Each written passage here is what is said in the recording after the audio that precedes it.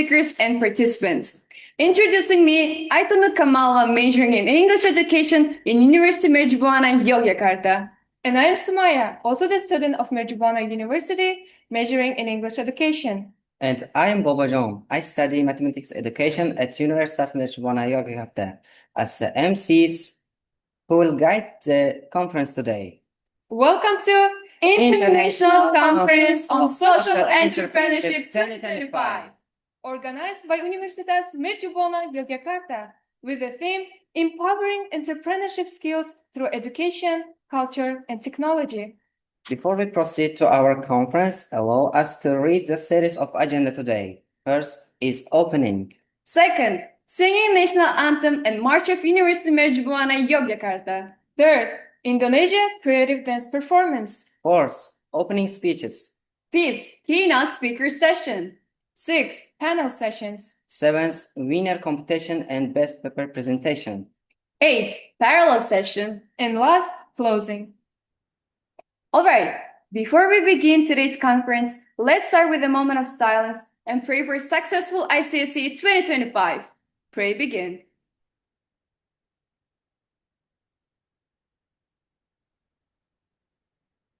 Next, we will listen to the national anthem, Indonesia Raya, and followed by the March of Universitas Mercubuana Yogyakarta.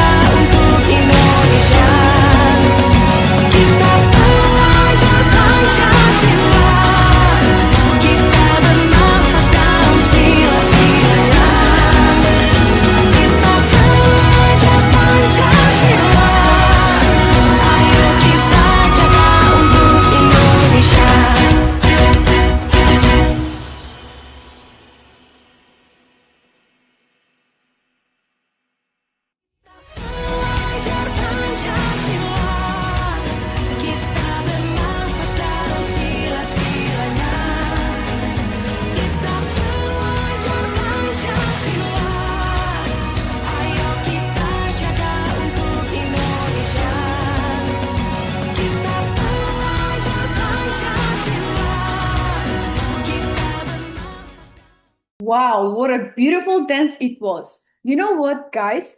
Pancasila is the ideological foundation of the Republic of Indonesia.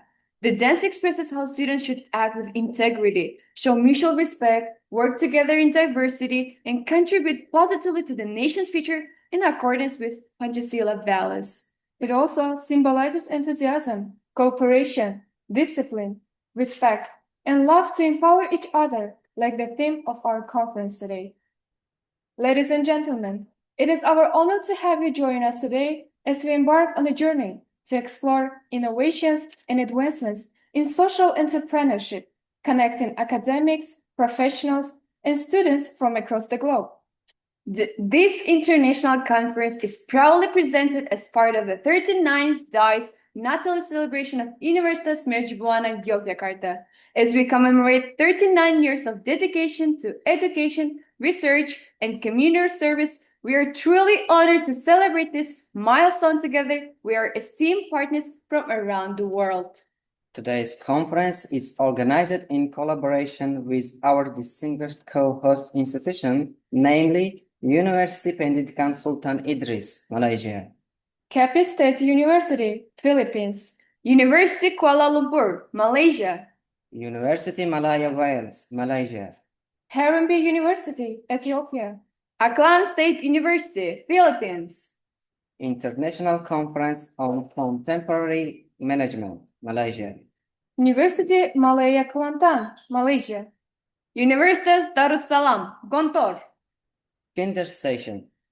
And Kesatuan Bangsa School, Yogyakarta. We extend our deepest appreciation to all our partnering institutions for their trust, commitment, and meaningful collaboration that have made this event possible. Once again, thank you for being a part of this special moment in the 39-year journey of Universitas Mercubuana Yogyakarta. May today's conference bring fruitful discussions, new insights, and stronger international cooperation. That's right. So to kick off this conference, we are delighted to invite the chairperson of ICSE 2025, Ms. Nayala Faza Fariha, to deliver her welcoming speech.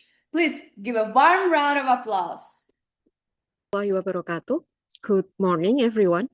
The Honorable Rector of Universitas Mercubuana Yogyakarta, distinguished keynote speaker and international guest speakers, esteemed institutional leaders, invited guests, and all participants of the International Conference on Social Entrepreneurship, Icse 2025.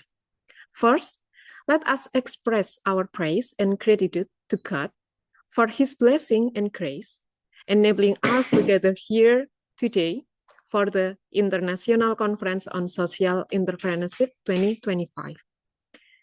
Held as part of the celebration of 29th anniversary of Universitas Mercubuana Yogyakarta.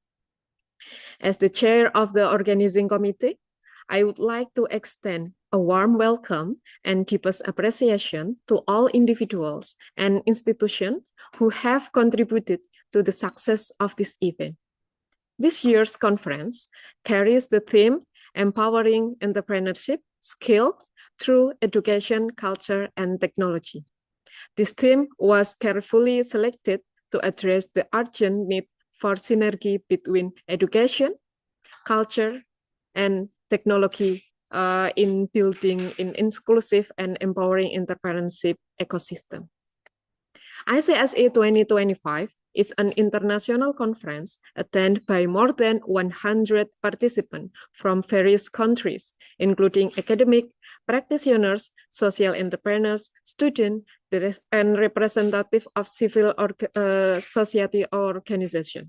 This year, we have received 125 scientific papers that will be presented across several parallel sessions. We are honored to host an outstanding lineup of speakers, including renowned keynote speakers and international guest speakers from Malaysia, Philippines, Australia, Ethiopia, and South Korea. They present and enrich this conference with diverse global perspective on the practice and theory of social entrepreneurship across different cultural and economic settings.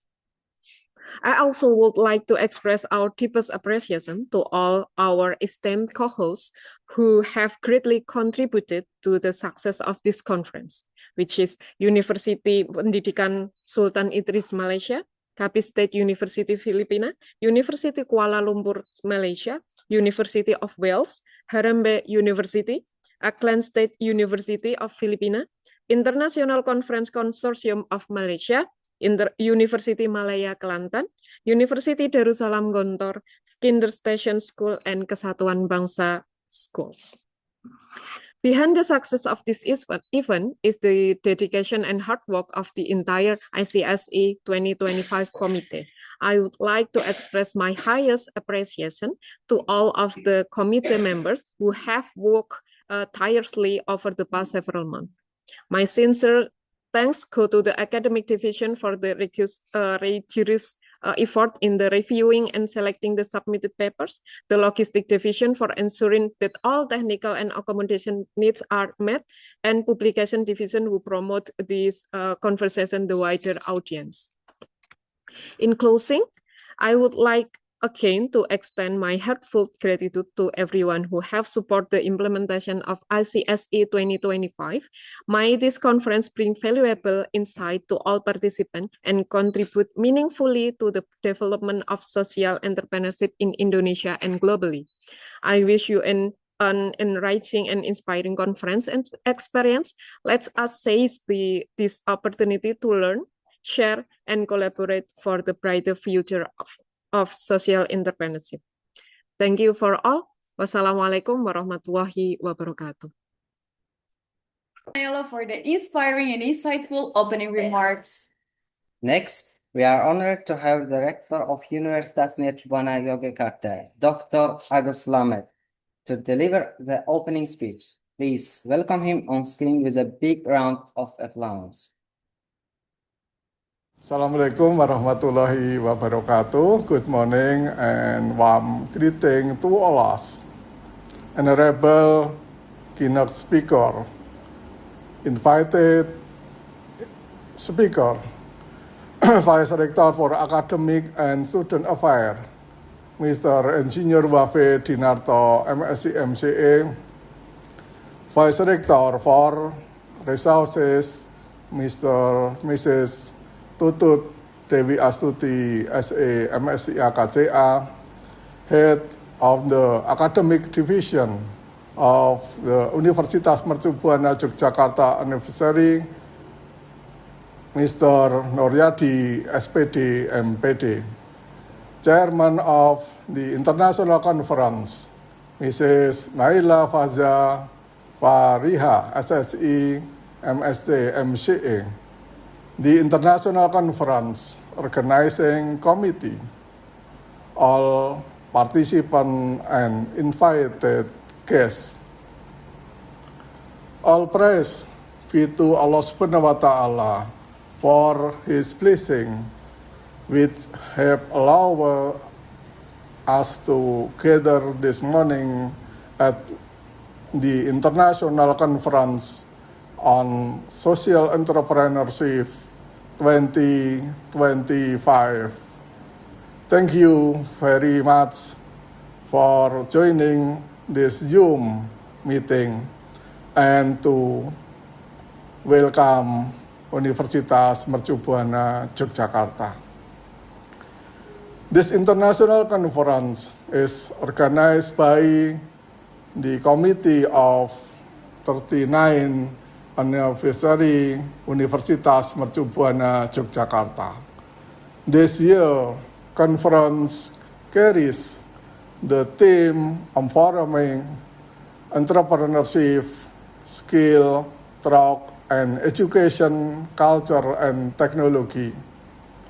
This theme reflects our strong commitment to developing entrepreneurial capacities that are roots in knowledge, culture, values, and technological advances. As global challenges continue to grow more complex, social, environment, culture and economic social entrepreneurship has become a vital force for positive and sustainable change. Social entrepreneurs play a crucial role in developing innovative solutions that foster community empowerment and contribute to advancement broader development goals. We sincerely hope this international conference will provide meaningful insights, foster global collaboration, and encourage the development of new ideas in the field of social entrepreneur. With Basmalah, Bismillahirrahmanirrahim, I officially declare the opening of the International Conference on Social Entrepreneur 2025 with theme Empowering Entrepreneurship Skill through Education, Culture, and Technology. That is all from me. Thank you. Wassalamualaikum warahmatullahi wabarakatuh. Dr. Agus Lamet, for your motivating speech and support for this important conference. Ladies and gentlemen, before we proceed, we would like to invite all our distinguished guests and speakers on screen for a group photo session. Ladies and gentlemen, please kindly open your camera and take your position for the photo session.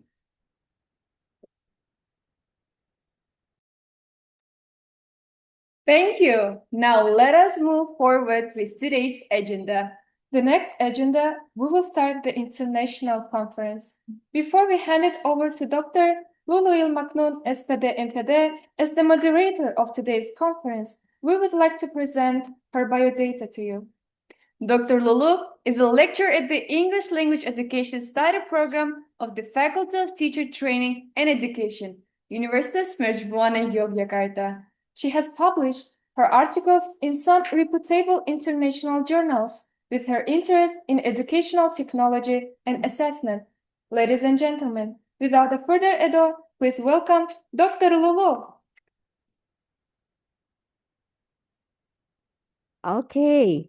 Thank you very much to our beloved MC for leading the conference smoothly. Okay, well, good morning, distinguished guests, esteemed speakers, and respected participants. How are you?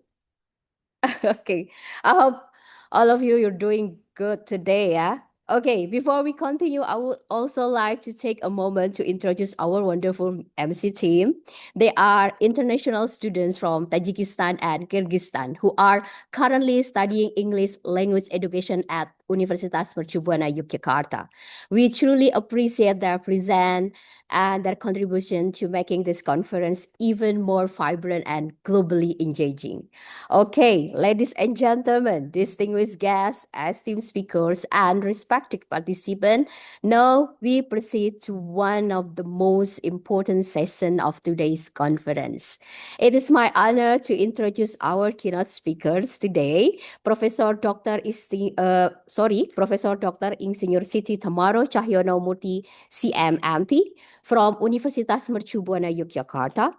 Professor Tamaro currently serves as the chairperson of the master's program in food science with extensive expertise in functional food. She has published numerous research articles in reputable international journals and contributed greatly to innovation that address societal issues through the lens of food sustainability. Professor Tamaro is a senior scholar as well and food science expert from Universitas Mercubuana Yogyakarta with extensive experience in biochemistry, food technology, and functional food innovation.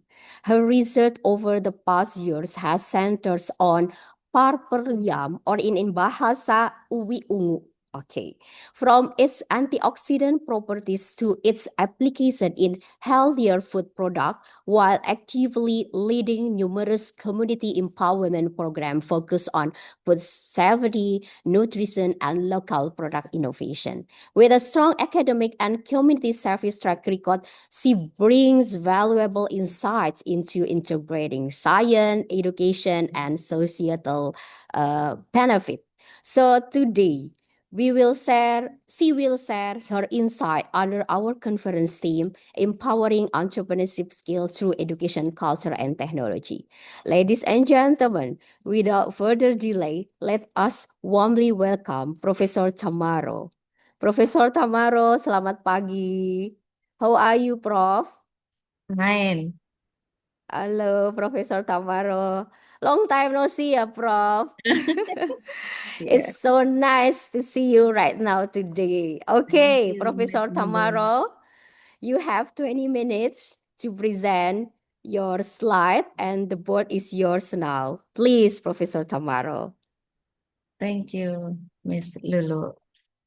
Ladies and Most welcome. time for me to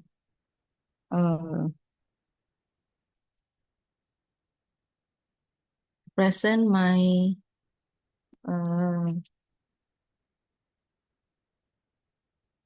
good morning, everyone. Thanks for having me here. I am Siti Tamaro from Universitas Mercubuana, Yogyakarta. And I am really honored for this opportunity discussing with you all. Today, I'm going to talk about empowering entrepreneurship skills through education, culture, and technology.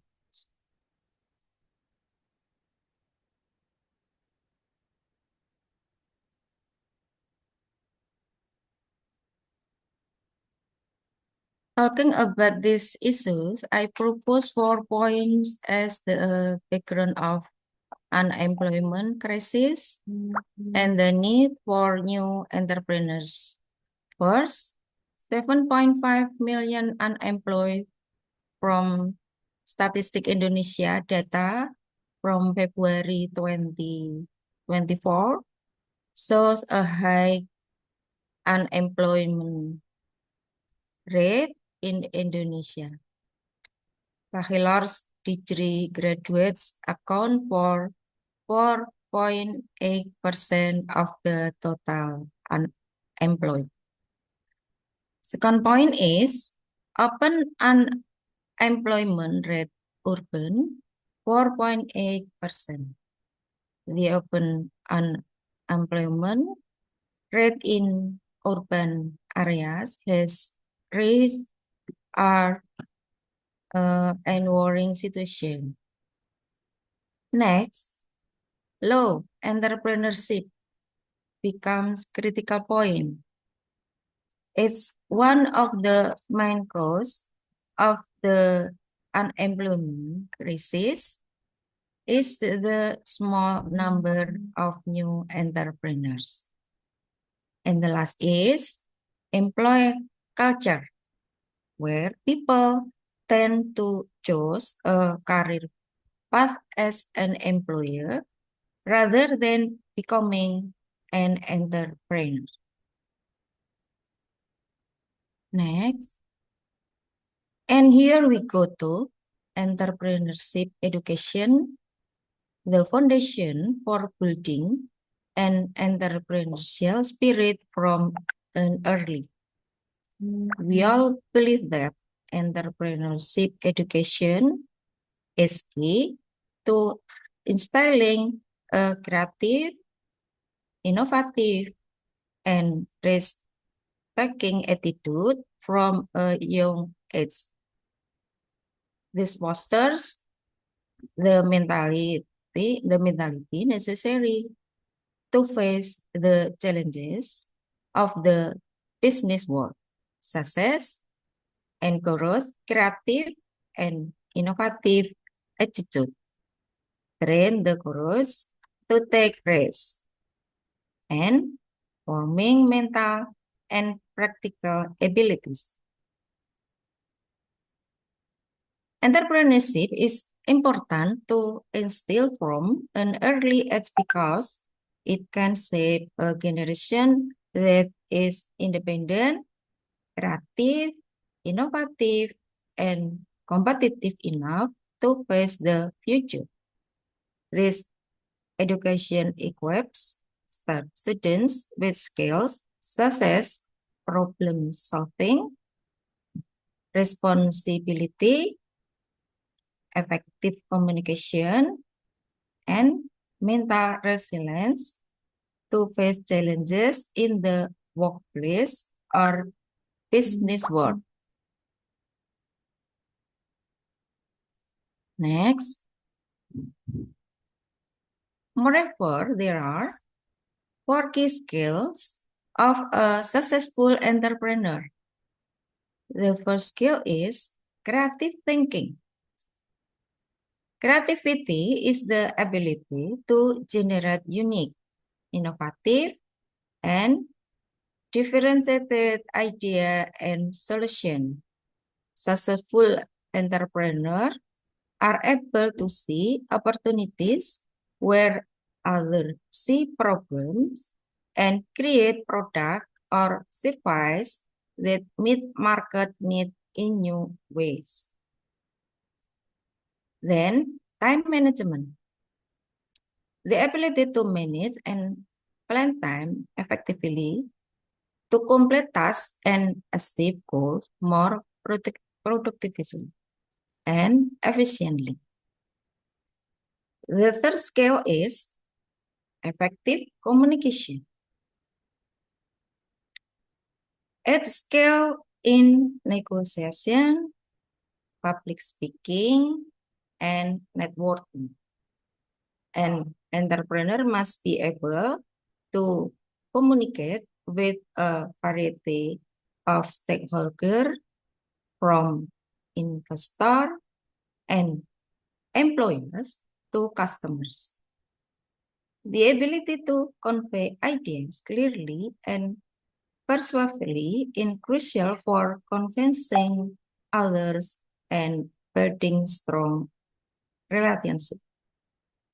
And the last skill is strategic thinking, making sound decisions to minimize risk and maximize opportunities.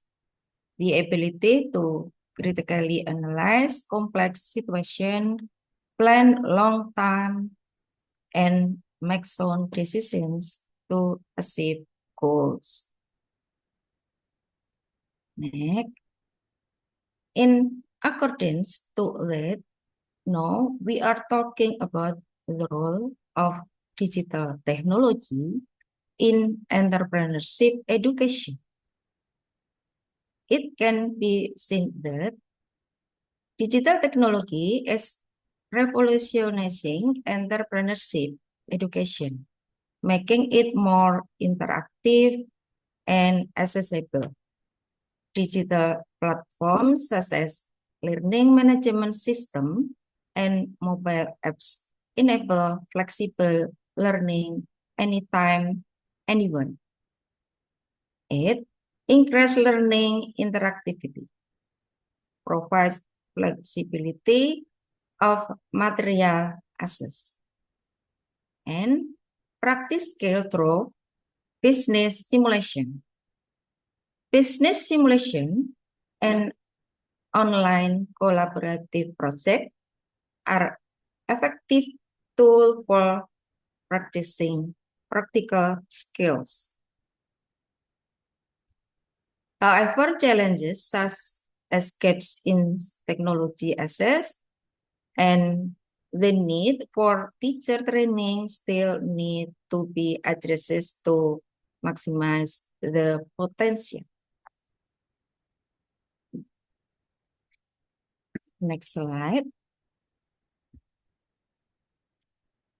When we understand the role of technology in this field, we also need to know the challenges of technology skill-based entrepreneurship education.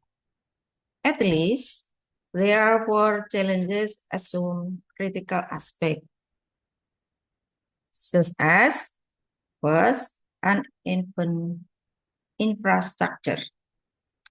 The gap in technological infrastructure, especially in remote areas, hampers the implementation of learning. Second, capacity increase. The need for ongoing training in technology and development of relevant learning content, thus digital evolution. The importance of a digital-based evaluation and feedback system to monitor students' progress. And the last is data security and motivation. Maintaining student data security and maintaining their motivation to learn are top concerns. Addressing these challenges requires collaboration between governments, educational institutions, and technology providers to create supportive learning environments. Next slide. Now, we move to the last aspect of our topic today, that is entrepreneurial culture, changing mindsets, and building ecosystem. There are 4 points here. The first is overcome stigma, changing the public's view that office work is more prestigious. Then, art and culture, leveraging the richness of local culture and art as a source of inspiration for creative business. The third point is encourage collaboration, building synergy between communities, school, and government. And the last, we have global MSMES. Highlight the success story of MSMES that innovative and adapt to the global market. Building an entrepreneurial culture is collective effort that requires a change in mindset and the creation of ecosystem that support entrepreneurial growth. Next slide. Here we also talk about skills that support entrepreneurship. There is creative and innovation.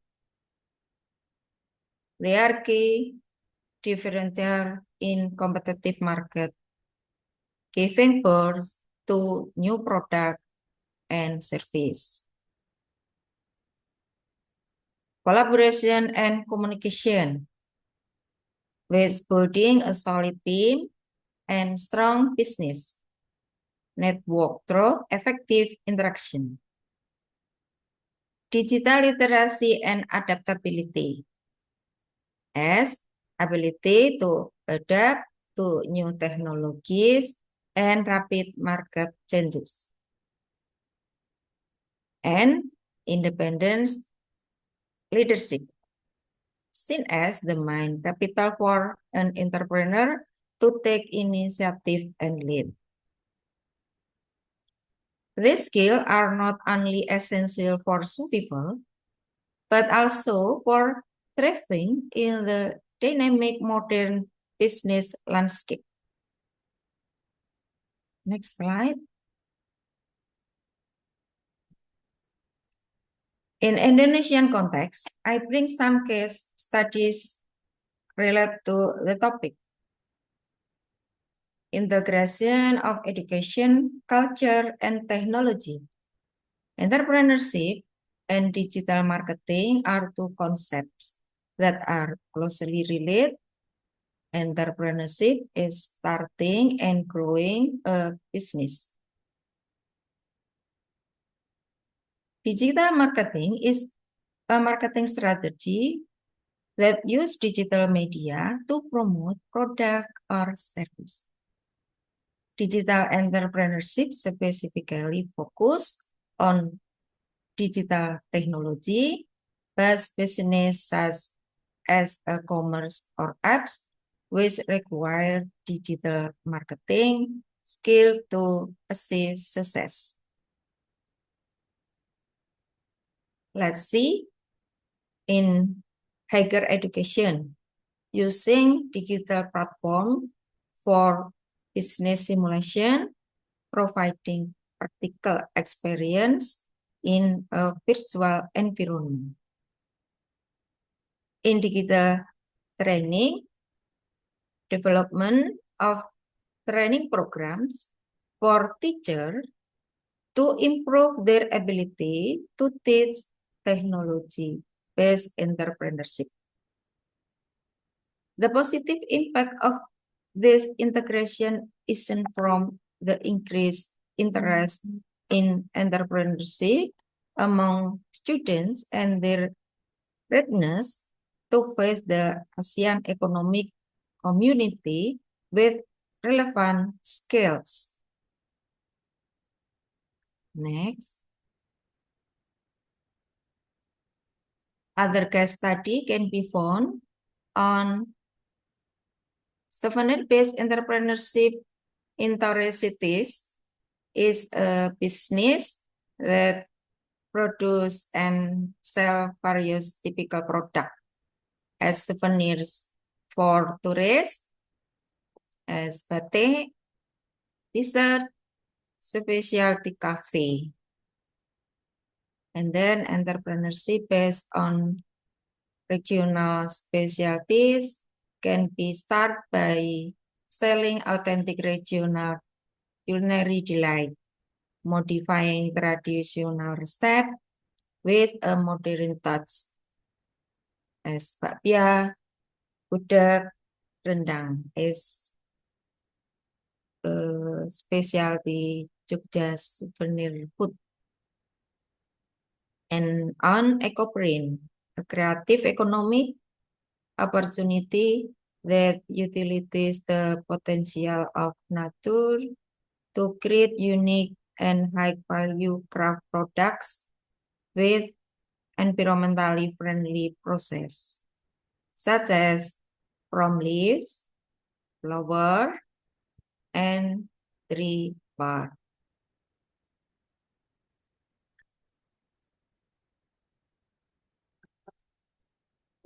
Lastly, we can draw the conclusion of this presentation was holistic integration, where entrepreneurship education must be integrated with culture and technology for maximum impact. And then infrastructure support, where the government needs to ensure adequate infrastructure and teacher training. And change mindset, which encourages creativity and innovation from an early age and change society view of entrepreneurship. Finally, let's work together to build a generation of Indonesian entrepreneurs who are resilient, creative, and globally competitive, ready to face future challenges with a spirit of innovation and independence.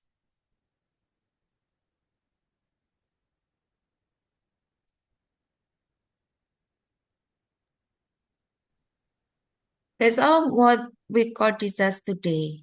Once more, we shall believe that entrepreneurship could be a bright future for us and our next generation. I am Siti Tamara. Thank you for having me here, especially the committee and all remarkable people. See you and Q&A session. Assalamualaikum warahmatullahi wabarakatuh. Waalaikumsalam warahmatullahi wabarakatuh. Thank you very much, Professor Tamaro, for the enlightening presentation. Wow, such a great slide and insightful presentation, Professor Tamaro. Professor Tamaro emphasized Indonesia's urgent need for more entrepreneurs and the crucial role of entrepreneurship education that integrate cultures and digital technology. She highlighted core skills such as creativity, communication, strategic thinking, and digital literacy, while noting the challenges that still need our collective attention. She also encouraged us to build an ecosystem that nurtures entrepreneurial mindset so Indonesian youth can thrive in a global technology-driven era. Ladies and gentlemen, let us once again extend our appreciation with a warm round of applause for Professor Tamaro. Thank you, Professor Tamaro. So now we would now like to invite the Dean of the Faculty of Teacher Training and Education and the Chairperson of DS Natalis UMBY 2025, Dr. Nuryadi, to present a token of appreciation to our keynote speakers. The board is yours, Dr. Nuryadi.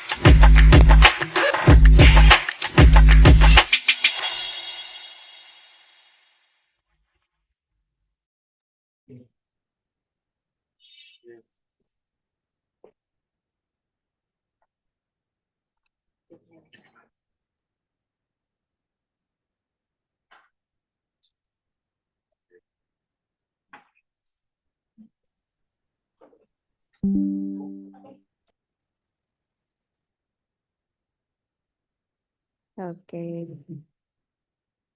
Thank you very much, Dr. Nuryadi. Professor Tamaro, thank you so much.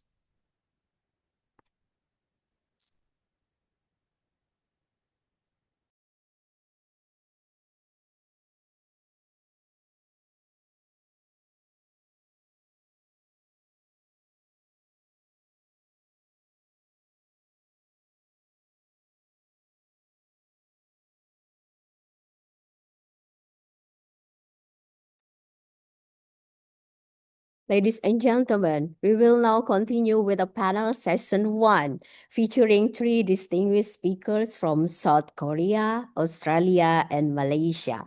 In this session, each speaker will have 20 minutes to present, followed by Q&A session after they finish their presentation. So allow me to introduce our first speakers. It is my honor to introduce Professor Yang Kuk Jun from Sangkon National University, South Korea.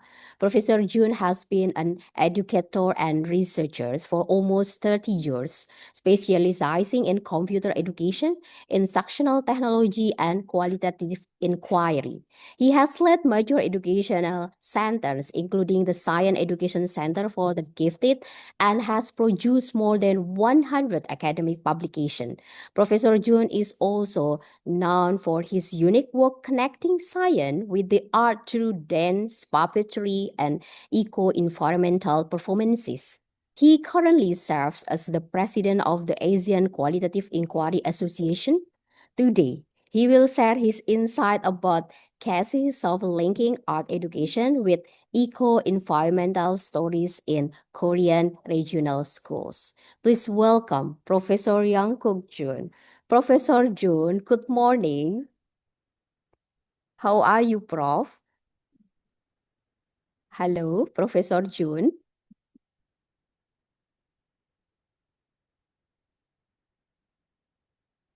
Okay. Hello, Professor June. Are you there?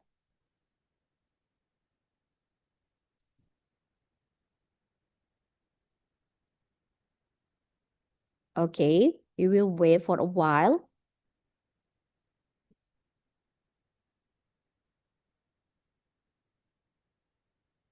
Hello, Professor June.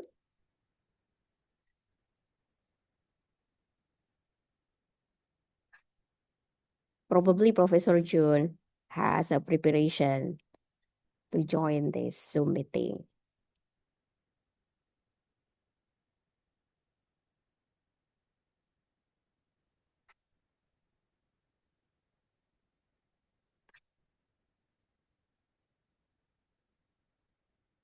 Hello, Professor June.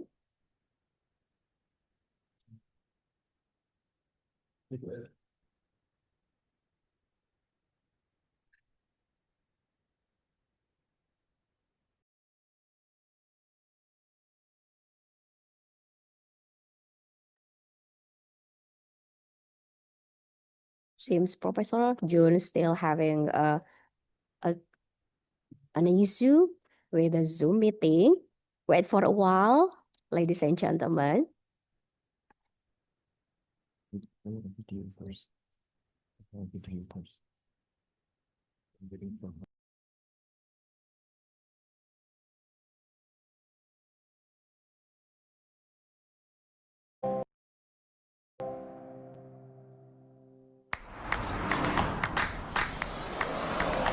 Oh, okay. While waiting, Professor June, we will play a video. Halo. Selamat datang di Universitas Mercubuana Yogyakarta. Jun. Universitas terkemuka di Indonesia. Bersama kami, kalian akan menemukan experience pembelajaran yang fun, kekinian, dan modern. Halo, Profesor Jun. Hai guys. Halo.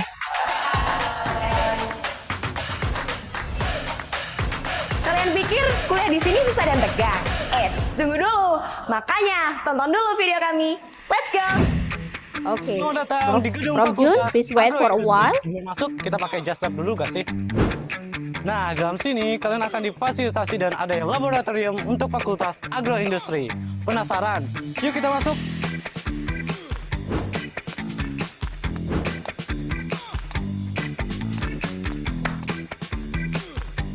Lab agroteknologi adalah tempat di mana ilmu pertanian dan teknologi bersatu untuk menciptakan inovasi yang mengubah pertanian modern.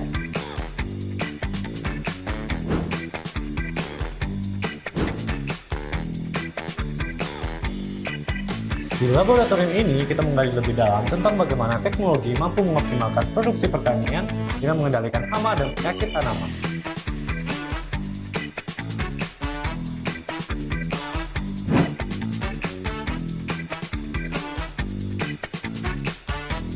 Di laboratorium produksi dan reproduksi ini, kita mempelajari tentang penggabungan pengetahuan ilmiah dan teknologi modern untuk mengoptimalkan produksi hewan ternak, kesehatan hewan, dan keberlanjutan lingkungan.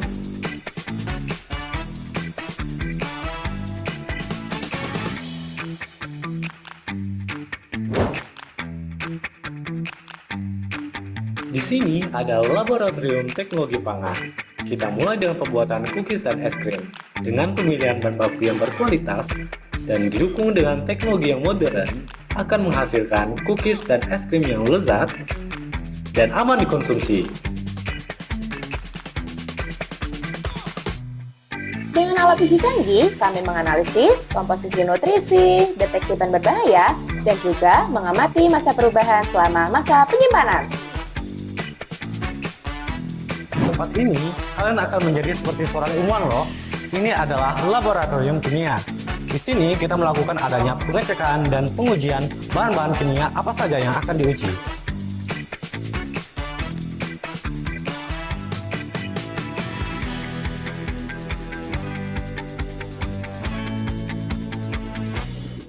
Sorry bro, lagi buru-buru. Mau ke kelas ekonomi nih. Teman-teman, kali ini saya akan menjelaskan materi ekonomi. Di ruang kelas ekonomi, kita belajar tentang manajemen, SDM, pemasaran, serta tempat di mana ilmu akuntansi dan manajemen bertemu untuk membentuk suatu pemahaman yang mendalam tentang bisnis dan organisasi bertemu di dunia yang dinamis. Selamat datang, dan sekarang aku berada di Fakultas Psikologi. Di Fakultas Psikologi terdapat fasilitas pendidikan. Salah satunya adalah Biro Layanan Psikologi, yang terdapat ruangan bimbingan konseling umum dan bimbingan konseling anak. Jadi guys, di sini ada taman terbuka hijau, bisa digunakan untuk kerja kelompok dan bersantai sambil belajar. Hi, we are from Kyrgyzstan. We are studying at Mercubuana University of Yogyakarta. Here are the new facilities at Mercubuana University of Yogyakarta. In this room, we can use as theater, class, and many other programs.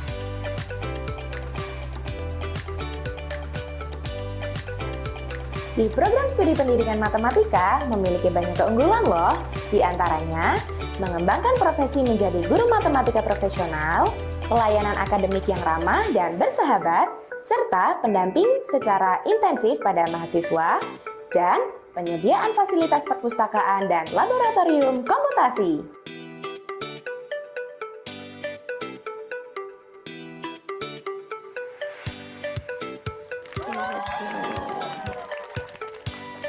Di Universitas Mercubuana Yogyakarta juga telah menyediakan adanya lapangan basket dan lapangan futsal. Gimana? Keren kan?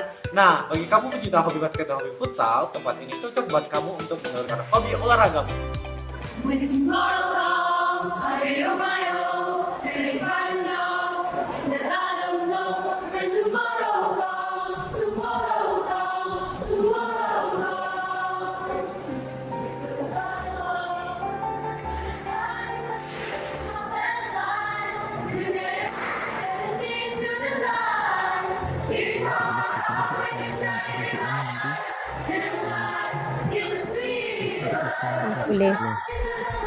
dikirim ke saya, Pak.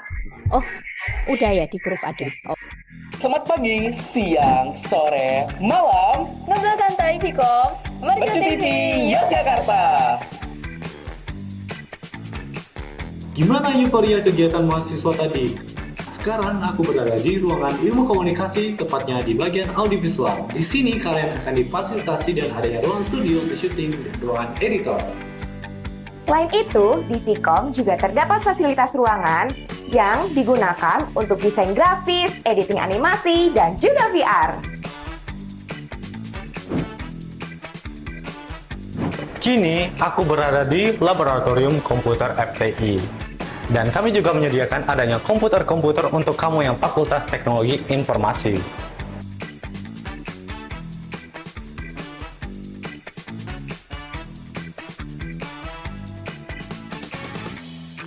Selamat datang di Auditorium Universitas Mercubuana Yogyakarta. Di sini sering digunakan untuk kegiatan seminar, rapat, acara wisuda, dan masih banyak lagi. Setelah kalian menyelesaikan program studi sarjana S1, kalian bisa melanjutkan ke program studi pasca sarjana di Universitas Mercubuana Yogyakarta. Kami dengan bangga mempersembahkan program studi pasca sarjana S2 yang dirancang untuk mewujudkan ambisi kalian serta membuka pintu pengetahuan yang lebih mendalam. Hai, selamat. Di sini terdapat program studi pasca sarjana S2 Psikologi Sains, Psikologi Profesi, dan program studi Ilmu Pangan. Hai, selamat datang di Perpustakaan Universitas Mercubuana Yogyakarta. Di sini tempat untuk mencari referensi ilmu pengetahuan, data TH mahasiswa, dan juga untuk menambah wawasan program studimu loh. Kalian juga bisa loh ngerjain tugas bareng teman-teman kalian di sini.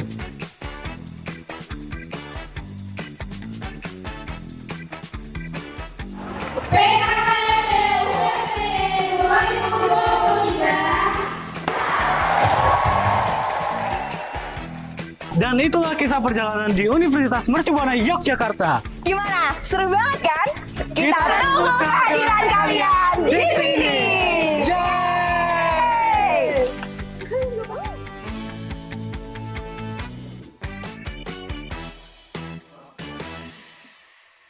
Oke. Okay, well, sorry for the delay.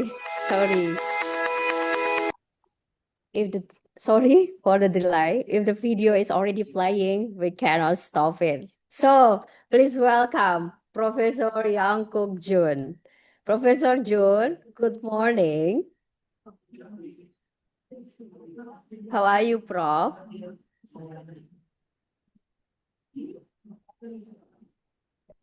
Hello, Professor Jun. Sorry for waiting.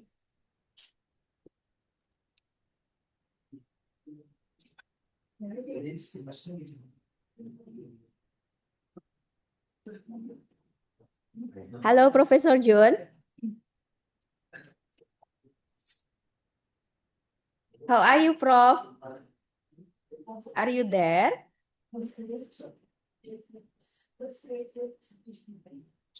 I think you should unmute your Zoom. Oh, thank you. So can you hear me? Yes, really Okay, okay. clear. Okay, thank you. How are you, Prof? Yeah, Can good, you? good. Yeah. Oh, that's good. It's very nice to see you today. Okay, so now you have 20 minutes to present, Prof. The board is yours. Thank you. Thank you. Okay, most welcome.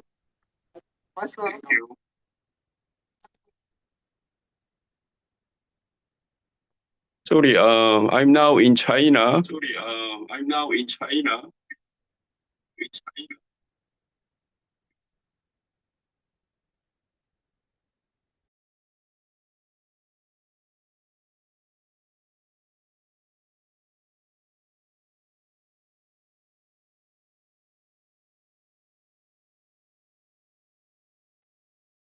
Can you still hear me? Yeah, it's already shared. Okay.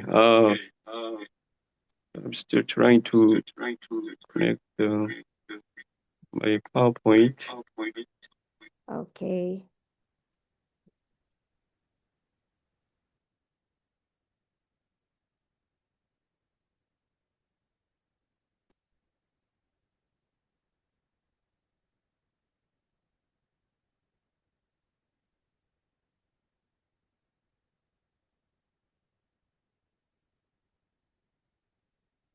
Oh, sorry. Maybe can you switch the presentation order? Yeah. Yeah. Maybe the person behind me can present first. Okay. I think that's better. I think your voice is echoing. Could you please use your earbud, something like earbud, earphone, because your voice is a bit echoing.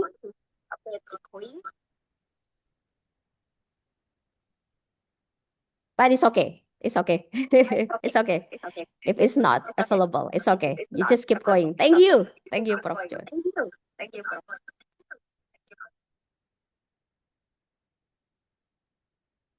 Okay.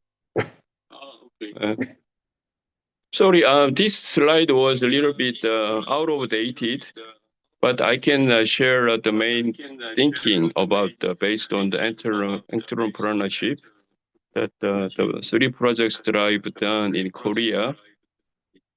And next, please. Next, please. Yeah, I'm Youngkook Jeon from Suncheon National University, and we've tried three different projects in local schools, and we try to converge the different genres such as play, music, and also dancing, based on the local stories with the students and the local artists. And next, please.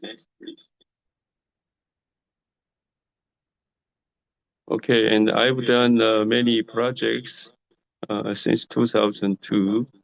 Next, please. Okay, next. Yeah, here is the photo of Suncheon Bay. that there is a very nicely conserved wetland here, and local schools around this area, they might be interested in linking the natural environment and with their local school activities. Next, please.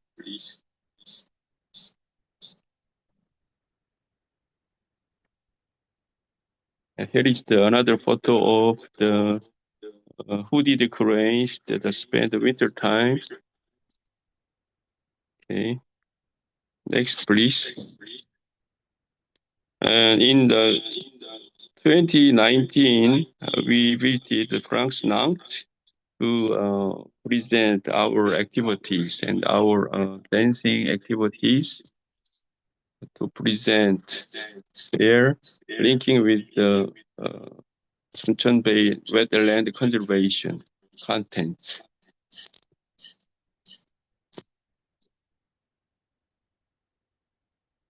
Yes.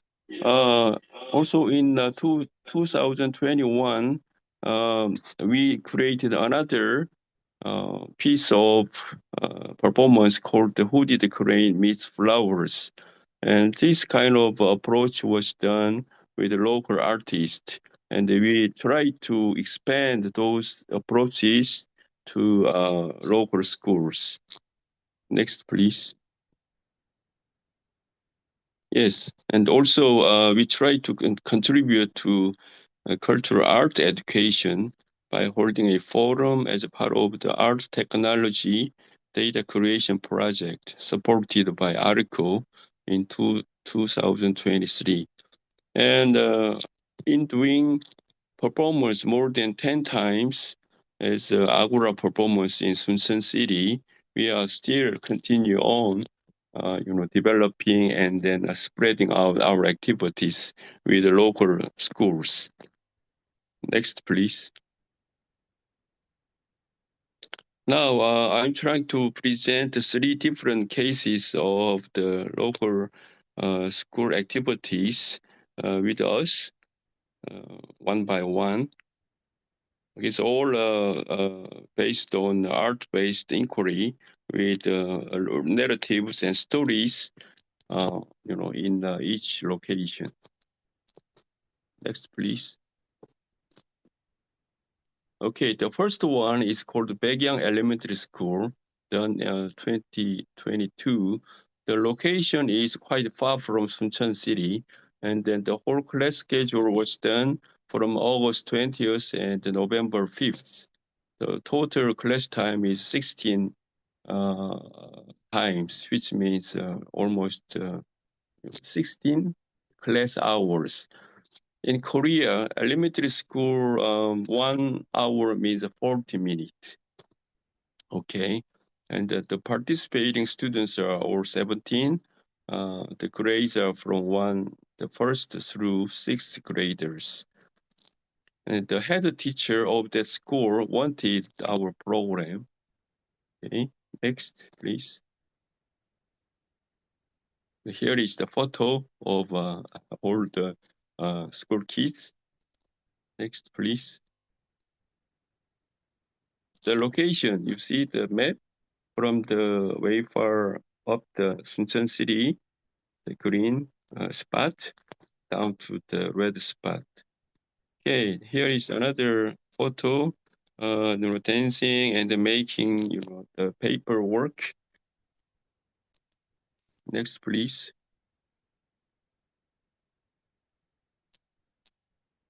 Okay, the whole focus of the project is based on local stories called Crab and Crane, and there is a little story, that came from the local village, and I revised the story, to the school activities. The integrated approach of music, dance, and then prop making, theater play through stories are all combined. And all the 7 elementary school students enjoyed playing and working and then also collaborating with their school classmates. But it was quite a good challenge, even though they enjoyed a lot. But there are other difficulties as well. Next, please.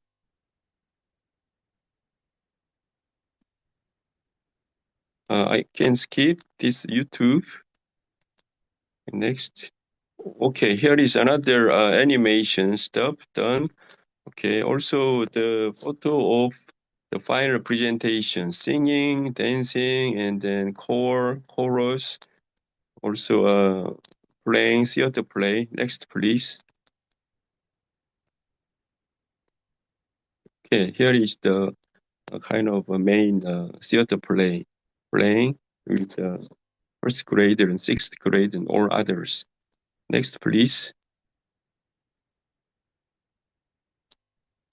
Okay, here is the advertisement for the local school activities. Next, please.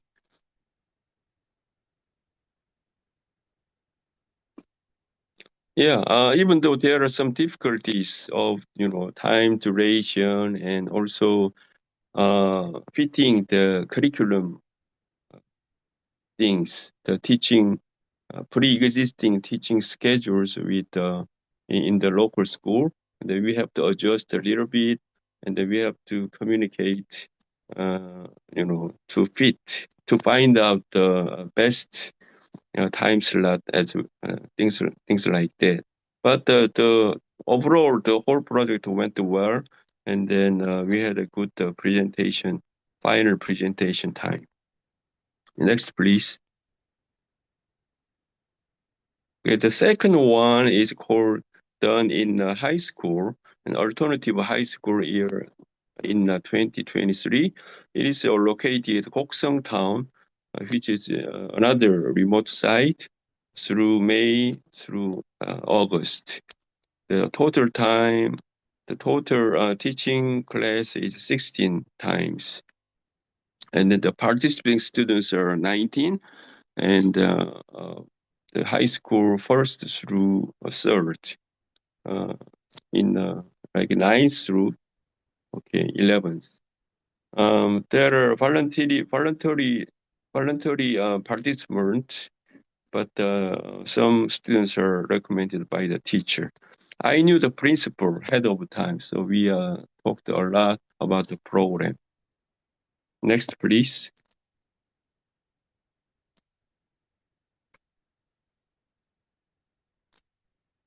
Here is the photo of the participating students. Next, please. Yeah, here is the location of from the red spot Suncheon City up the Hanul High School. Next, please.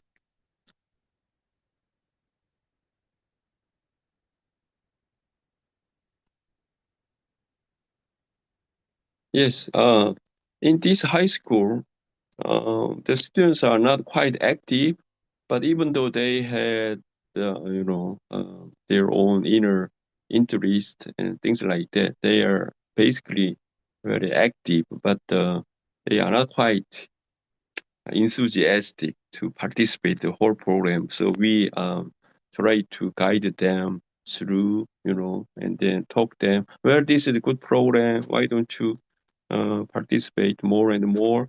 Things like that. So such kind of guidance and recommendation and then sort of negotiation was quite important. And then whole direction was to creatively present a convergent performance through the creative process of the local story. And then there was a very well-known Simcheong story. This is traditional story, and the students modified the famous traditional story on their own taste with the use of technology, creating, designing, imaginary fish, and also creating some animation stuff. Okay. Next, please. Yes, you see flower and a little girl called Simcheong, and the students designed and also created this one by scratch. Also down there is imaginary fish. And the university students also helped them to use the animation stuff for their final presentation. Next, please.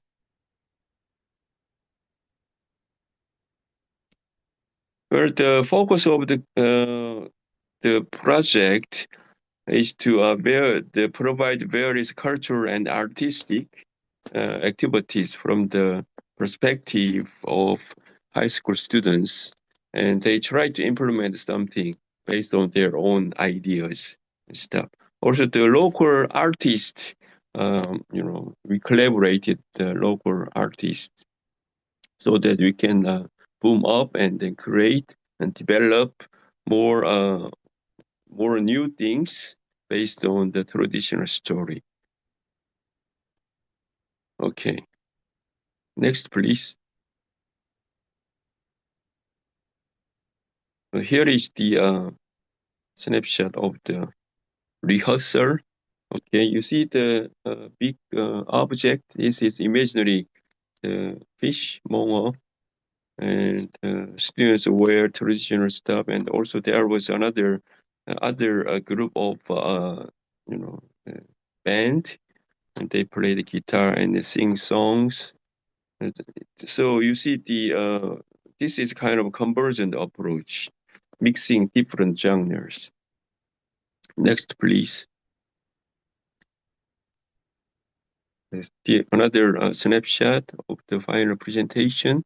Next, please. Okay, yeah. Finally, they were happy, and we are quite touched by their final presentation. Next, please.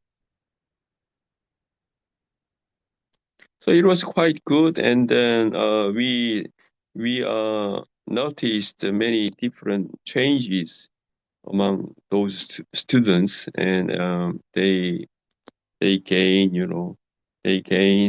different experiences. Also, they seem to unfold their inner abilities, capabilities through this program. So it was good to see them. Next, please.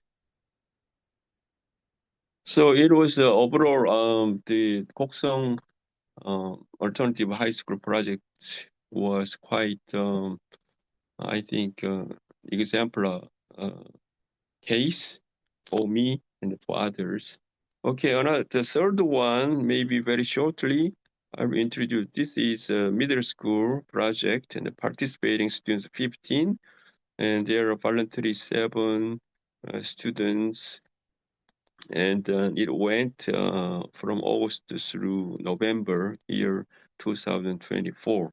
The school is located very in Suncheon city. So it's quite convenient for us to go and forth. Next, please. Yeah, here is the participating students, performance scene. Next, please. Okay, it's located inner Suncheon City. Next, please.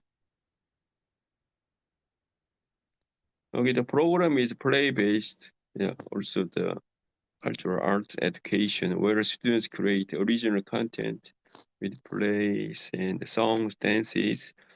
Okay, and also we combine the hooded crane, the bird who spend the winter time in the Suncheon Bay, and then they try to put their own stories along the line of the crab and the mother skippers and hooded cranes bird. Next, please.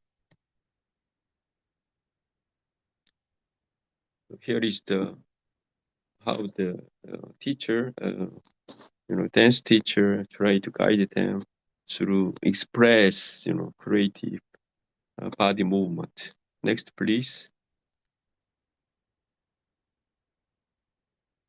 Skip the slide for the whole activities.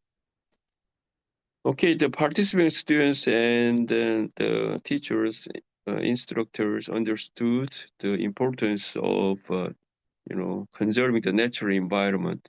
Along with that line, they could understand the value of ecosystems such as Suncheon Bay and felt how important coexistence between nature and human is. Even though the students had a difficult times preparing, practicing to play together, Sorry but for they interrupting. Prof. learned Jun, how you to have cooperate with 3 each minutes other. left. And then finally, they had a good presentation stuff. Okay. So, and then, okay, again, skip this one.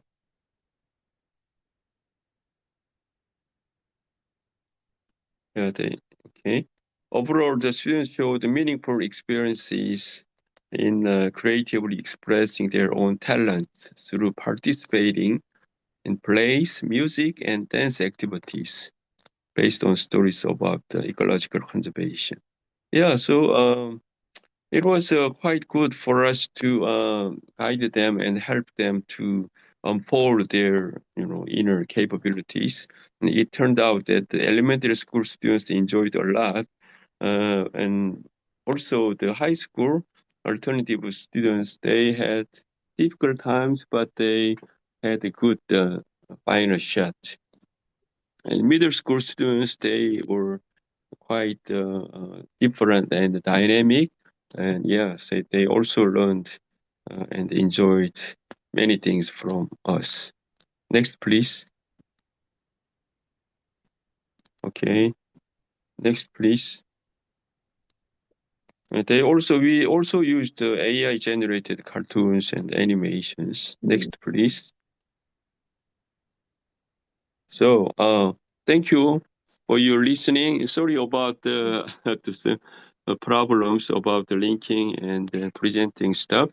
Thank you very much. Okay, thank you so much, Professor Jun, for the insightful presentation and also your valuable time presented far away from China right now, right? We do Yeah. appreciate it. We do appreciate it. Okay, so allow me to conclude your presentation today. Professor Jun presented case from Korean regional schools that integrate art education with ecological storytelling, showing how students use performances, animation, music, and dance to explore themes of nature's and environmental coexistence. Through project in elementary, high school, and middle school setting, Professor Jun demonstrated how convergent IT art approach nurture creativity, collaboration, and environmental awareness. He concluded by highlighting the potential for cross-cultural integration, including future collaboration with Southeast Asian artistic tradition. So let us give Professor Jun a warm appreciation with a warm round of applause for his thoughtful presentation. Thank you, Professor Jun. Okay, Can ladies I and put gentlemen. one final Okay, comment? Yeah, the okay, Korea, please. yeah, art education, the council, they are providing the cultural education ODA, especially in Oh, okay. Chilbon area. Yeah, so Oh, wow, I will that's let you wonderful. know the link so that you can get some ideas about Oh, that thank project. you. Yeah, Thank you yeah, so much. thank you. We will discuss later, yeah, Prof. We will discuss later after the panel one session Okay, finish. Thank you so much, Prof. Yun. thank you. Yeah. Okay, thank you. Okay, well, ladies and gentlemen, distinguished speakers and other participants, it's my great pleasure to introduce our next speakers, Dr. Rudolf Wirawan, an Australian system philosopher, enterprise architect, and the founder of Bima Nexus Australia. Dr. Wirawan is the creator of the Bima framework, an innovative model that integrates intelligence, mindfulness, and awareness to guide regenerative technology and governance. With over 30 years of experience across academia and industry, including serving as enterprise architect at IBM Australia, Dr. Wirawan has contributed significantly to AI ethic, regenerative governance, enterprise architectures, and sustainable system development. He has delivered keynotes and academic talk across Asia, Australia, and Europe, and continues to collaborate widely with universities and global research institutions.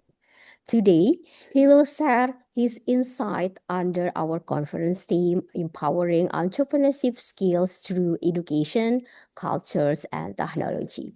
Ladies and gentlemen, please welcome Dr. Rudolf Wirawan. How are you, Dr. Rudolf? I thank you very much Oh, for the invitation. okay. May I ask to be able to share my screen? Okay, please.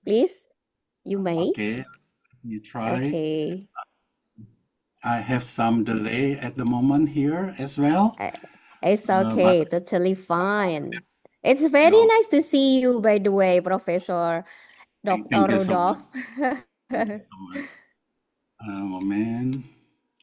I got some delay from the network as well. Let me share my screen. Okay.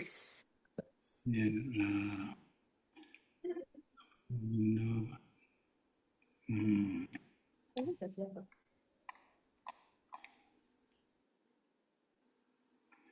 Slideshow. Okay, can you see my screen yet?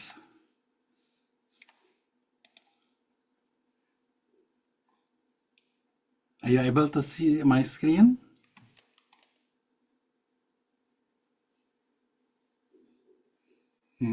There's the delay, I guess.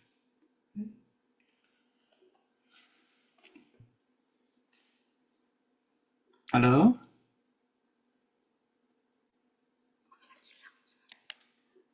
Sorry. Okay, can you see my Okay. Yeah. Okay, good, thank you. Okay, so you have 20 minutes to present, and the board is Okay. yours. Thank you so much, Dr. Rudolph. Thank you so much. So, good morning, everyone. It is an honor to join ICSC 2025 and to explore a question that is both ancient and urgent. How do we empower entrepreneurship skills through education, culture, and technology?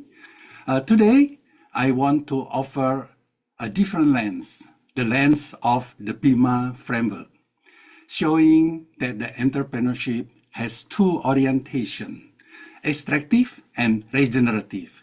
And only when both exist, it balance can we create technologies, cultures, and economy systems that are sustainable and humane.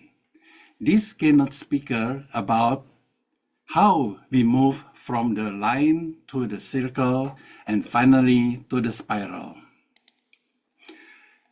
We live in a moment where economy, ecological, and social crises are deeply interconnected.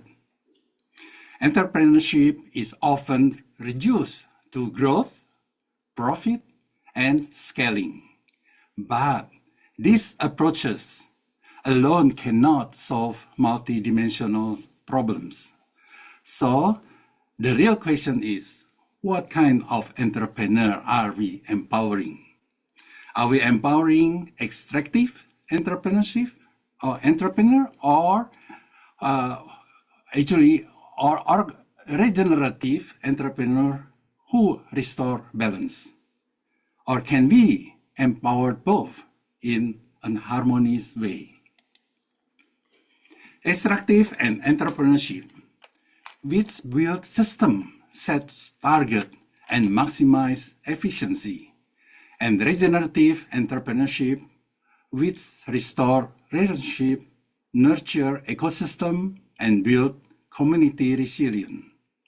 We often treat this as opposite.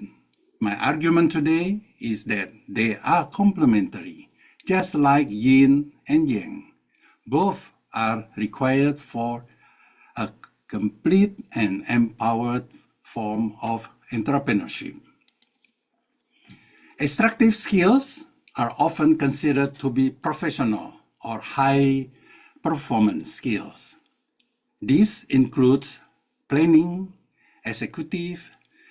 execution, measuring, optimizing. The language of KPIs, target, indicators, competition. These skills come from a linear mindset, from A produce B, from B produce C. They bring structure and clarity. They are not wrong. The problem is when the skill dominate without the balancing force of regeneration. On the other side, regenerative skills focus on relationship with people, land, culture, and time. These skills are rooted in listening, reciprocity, collaboration, and ecological awareness. They are based on cyclical logic, seasons, renewal, continuity. These are the skills that sustain life, not just improve performance. Extractive skills grow enterprises. Regenerative skills grow society, and we need both. Why did the world develop these two orientations? Climate shift mindset. In the global north, long winter and short growing seasons created a sense of urgency. We must store enough before winter arrives. This necessity shaped the culture of target, KPIs, planning, competition, optimization. Winter created the condition for contractive, extractive entrepreneurship. It is adaptive, not wrong. In contrast, the global south experiences warm climates, multiple harvest cycle, abundant biodiversity, and years-round food availability. This abundance produce collaboration, sharing relational living, and spiritual cosmologies. People work with nature, not against it. This form regenerative entrepreneurship, slow, rational, and deeply rooted in culture and land. Here is the key point. Neither extractive nor regenerative is complete by itself. Extraction without regenerative or regeneration becomes destructive. Regeneration without extraction becomes stagnant. Together, they form the yin and yang of entrepreneurship. A balanced world needs both precision and compassion, both science and ethno-science, both efficient and meaning. We often think progress is linear, always moving upward, but linear growth is the source of exhaustion and ecological collapse. Some culture move in cycle or in circles, preserving tradition without moving forward. But the nature form of sustainable growth is neither the line nor the circle. It is the spiral. The spiral returns to the same point, but always at a higher level. This is what full technology looks like. Evolution that remembers its root. For 400 years, the world has been shaped by Descartes. I think, therefore I am. This is the foundation of science. Relationality, measurement, and Western cognition. Bhima adds the missing half. I breathe, therefore I awaken. Breathing represents awareness, connection, embodiment, and spirituality. Thinking gives us clarity. Breathing gives us meaning. Awakening happens when the two become one, when we move from the mind alone to the whole person. Education determines the type of entrepreneur we produce. Extractive education produces extractive entrepreneurs focused on grade, performance, and competition. Regenerative education produces regenerative entrepreneurs focused on system, relationship, self-awareness, and listening. Empowering entrepreneurship means redefining education from producing worker to cultivating conscious human being. Culture is often treated as decoration, but culture is actually a technology, a form of intelligence. Global North's culture prioritizes efficiency and the individual. Global South's culture prioritizes reciprocity and the community. To empower entrepreneurs, we must honor culture not as a background element, but as the operating system of society. Technology is often seen as hardware and software, but technology is anything that extends human capability. There is yang technology, science, engineer, computation. There is yin technology, adat, rituals, story paths, ancestral knowledge. A full technology requires both. Scientific precision without culture wisdom become dangerous. Culture wisdom, on the other hand, without tools cannot scale. The future entrepreneur must master both technological intelligence. This is where the BIMA framework becomes essential. Intelligence brings clarity, the yang. Mindfulness brings relational awareness, the yin. Awareness allows us to rise in a spiral, higher, wiser, more balanced. BIMA reconnects what modernity spread, science and ethnoscience, extracting and regeneration, global north and global south. When yin and yang are balanced, the spiral emerges. This is the state where effort becomes minimal because alignment is maximal. Nature operates like this. Without forcing, everything flows. Without trying, life renews. Empowered entrepreneurship should feel like this.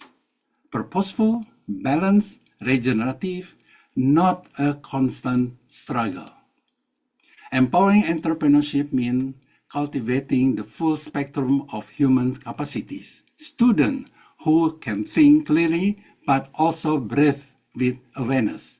Educators who combine structure with culture. Technologies who serve humanity, not just market. Communities who honor their wisdom as a legitimate form of knowledge. This is the entrepreneur of the future, grounded and visionary. This is not one-way model. The global north offers structure, system, and precision. The global south offers relationality, regeneration, and spiritual intelligence. When they learn from each other, something higher emerges, a spiral civilization, resilient, adaptive, and balanced. To close, remember these two sentences. Descartes, I think, therefore I am. BIMA, I breathe, therefore I awaken. Empowering entrepreneurship means empowering both sides of ourselves and our world. The thinking mind and the breathing awareness. Let us move together from the line to the circle and into the spiral, where extraction and regeneration meet in harmony. Thank you. I look forward to co-create this regenerative future with you. So I return back to the moderator. Thank you so much. Okay, thank you very much, Dr. Rudolph, for the inspiring presentation. Okay. Allow me to conclude your presentation, yeah, Dr. Rudolph. Dr. Rudolph emphasized how entrepreneurship skill can be strengthened through the integration of education, cultural values, and modern technology. The presentation highlighted the importance of nurturing creativity, problem solving, and digital readiness, while also recognizing cultures as a source of identity and competitive advantage for entrepreneurs. Finally, he showed how these three pillars work together to create empower, adaptable, and future-ready young innovators. So, ladies and gentlemen, please join me in thanking Dr. Rudolph with a warm round of applause. Thank you so much, Dr. Rudolph. Thank you. We will Thank you. wait for to have a discuss with you after this. Thank you so much. Okay, well. Ladies and gentlemen, distinguished speakers and honored participants, we still have one speakers in the first panel session. Our third speaker is Associate Professor Dr. Siti Fatimah Mohammed, who currently serves as the Vice President of Youth Education and Training at the Malaysian Food and Beverage Executive Association, MFBEA. She is an associate professor at Department of Food Service and Management, Faculty of Food Science and Technology, University Putra Malaysia, UPM. Dr. Siti Fatima holds a PhD in management and is a certified talent development manager, as well as an accredited trainer under HRD Corp Malaysia. With extensive expertise in food service management, talent development, and training, she actively contributes to both academic and industry sectors. At UPM, she is also involved in overseeing postgraduate programs in food technology, food safety and quality assurance, and functional food design. Today, she will share her insight about the entrepreneurial mindset, a practical guide to item generation for Malaysia's food-based social enterprises. Ladies and gentlemen, please welcome Associate Professor Dr. Siti Fatima Mohammed. How are you, Dr. Siti? How are you? Yes, can you hear me? Yeah, it's Okay, thank you. clear. I'm It's doing totally good. clear. Actually, I'm not feeling well today, but I'm Oh, trying so my sorry best. to Can hear you hear my that. voice clearly? Yeah, I can hear Okay, all your right. Thank you voice so much, Miss clearly. Lulu. Can I now Okay. start sharing my screen? Yeah, please. It's very nice to see you. You have 20 minutes and the board is yours. Please, Dr. Siti. Okay, can you see my screen? Yeah. Putting it on a slide mode right now. Okay. Bismillahirrahmanirrahim. Assalamualaikum and good morning, everyone. Thank you for having me. Today, I would like to share a journey that began with a very simple question. What does the mindset of a food-based social entrepreneur in Malaysia actually look like?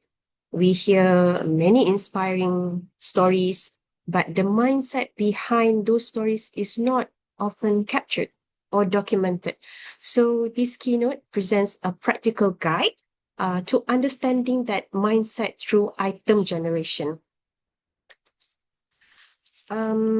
Let me begin by outlining what I hope we can explore with all of you together. First, why mindset is such an important foundation for social entrepreneur. Second, what the Malaysian food-based context give us a very rich lens to understand mindset. Third, how the process of item generation help us translate real life experiences into measurable insight. And finally, how this mindset model can guide education, training, and even policy in a more meaningful direction. So this is me. I think that Ms. Lulu has comprehensively explain about my background, okay? But I'm sure that normally most people would ask how can like management be parked under the Faculty of Food Science and Technology. Basically, under my faculty, we have 3 departments, 2 science department, which is food science and food technology, and I'm under the social science department, which is the Department of Food Service and Management. So greetings from University Putra Malaysia. I really hope that one day you can come to our campus. It's just 5 minutes to the administration center, Putrajaya, and about 15 to 20 minutes to the Kuala Lumpur. Okay, so this is the main entrance of my campus, University Putra Malaysia, or the nickname is UPM. This is my faculty, Faculty of Food Science and Technology. So this work is part of a project supported by Ministry of Higher Education and CRCA. So their support allowed us to carry out a deep exploration of the experiences of our food-based social entrepreneurs. This research is not only academic, it carries stories of purpose, challenge, and transformation. Okay, why entrepreneurial mindset matters? Okay, so this is a question that we want to have an answer. Okay, you know, when we talk about social entrepreneur, right? I like to refer to the work of Bill Drayton. Okay, sorry, yeah, okay, Bill Drayton. Okay, he is the founder of Ashoka, which is one of the earliest and most influential organization in this field. Ashoka supports social entrepreneurs from all over the world, and Drayton gave a very simple but powerful definition. He said, social entrepreneurs are individuals with innovative solutions to society's most pressing social problems. And I think that captured the essence very well. These are people who look at a social issue and do not just see a problem. Okay? They see possibilities. They see a way to redesign the system to support communities and to create long-term change. So what makes them think differently as compared to the commercial entrepreneurs? It is this ability to combine innovation with compassion. They take risks not only for business growth, but for community well-being. And they stay committed even when the work becomes difficult. This mindset, blend of creativity, resilience, and social purpose is what sets them apart from the commercial entrepreneurs. And this is why we need to understand their mindset more deeply. So, social entrepreneurship at a glance, okay, the word, I'm sure that all of you know that the word entrepreneur originally meant someone who undertakes or grasps opportunity. However, a commercial entrepreneur creates value for the market, right? A social entrepreneurs create value for society while still ensuring organizational sustainability. Their success is not measured by profit alone, but also by the social value that they deliver. This dual purpose shapes the way they think, behave, and make decisions. Okay, for the Malaysian social enterprise landscape, right? Now let us shift our focus to Malaysian landscape.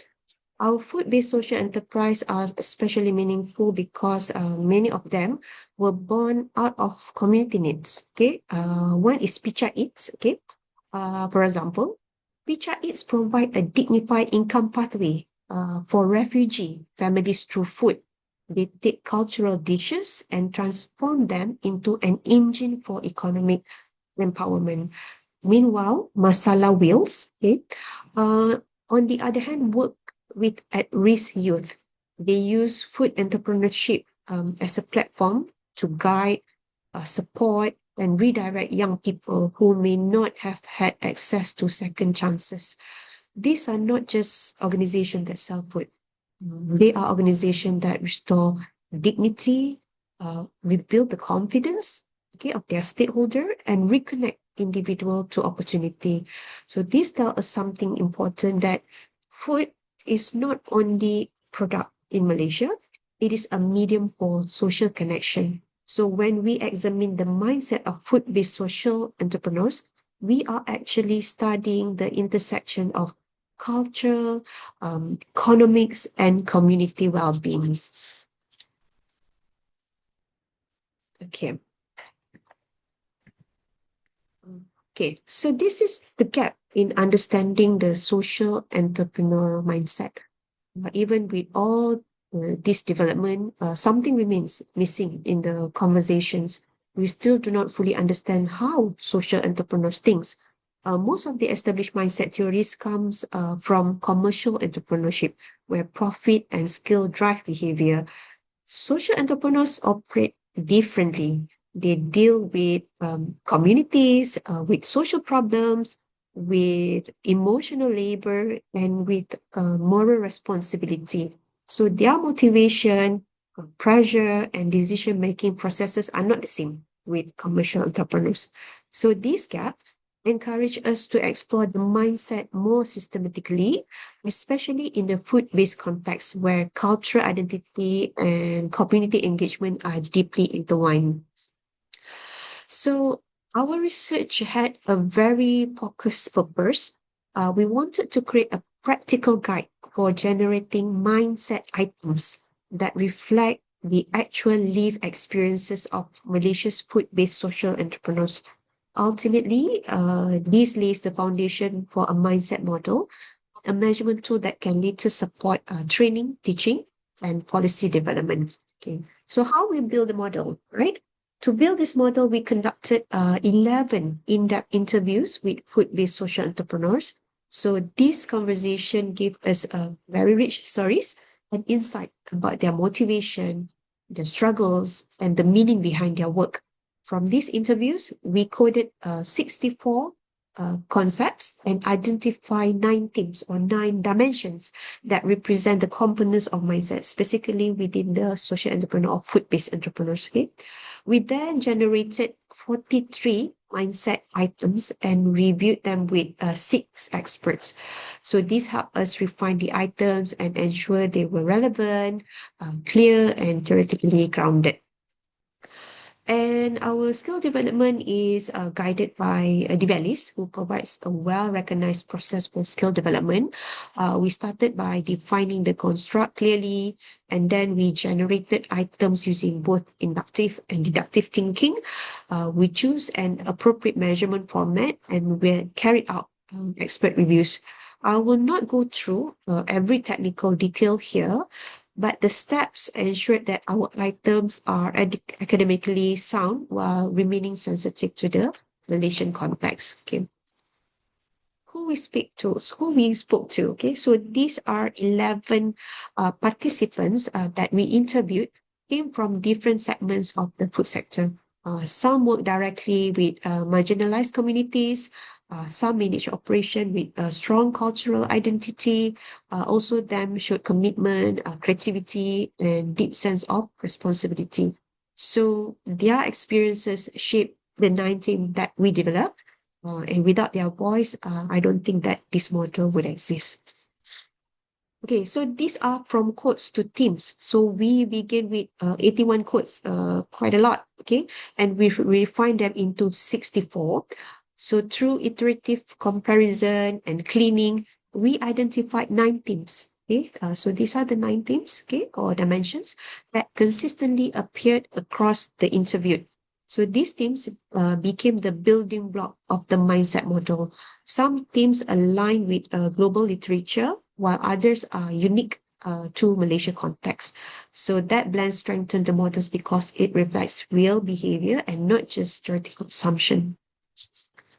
So these are the 9 components, shows how social entrepreneurs interpret problems, how they adapt to uncertainty, how they build relationship, and how they stay motivated.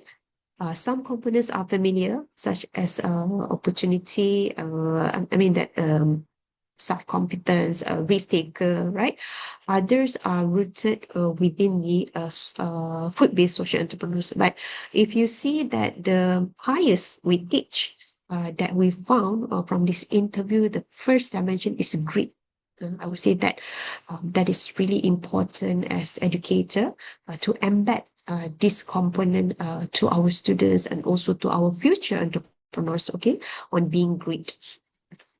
Okay, these are the item generations. Okay, if you can see that, if you look at the blue one, okay, they are all the existing teams and sub-teams, okay, from the literature review. Okay, it's already established. Okay, and the which one, okay, is the adapted team. Okay, so we have like two adapted team, three: social impact, business acumen, and selfless. Okay, and the green one are the our contribution from the study where we newly generated the sub-team. Okay, so you can see here, like for example, like the dimension of greed. Okay, so in commercial entrepreneurs, they don't have this sub-team or components passionate to contribute to society and have being intrinsic and extrinsic motivation, diligent, okay, able to measure impact towards the society. Okay, so the item generation from this team, we developed 43 items. 21 of them overlap with earlier studies, but 22 items are new and specific to Malaysian based environment. So these unique items reflect local behavior and cultural expectations. Yeah. So these are just the example of item that this one similar with the previous study, but I think that I want to show, okay, that is newly and unique to the study context. So these are the 22 new items, okay, that we contribute from the study. Okay.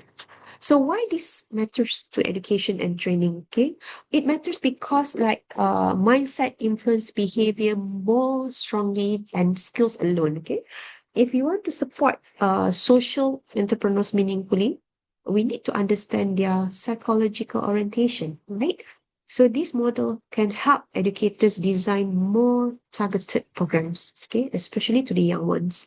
So it can help incubators tailor capacity building, and it can support policymaker in developing interventions. Okay, so with a clearer understanding of the mindset, definitely we can strengthen the resilience, okay, and the effectiveness of social enterprise across Malaysia and the region.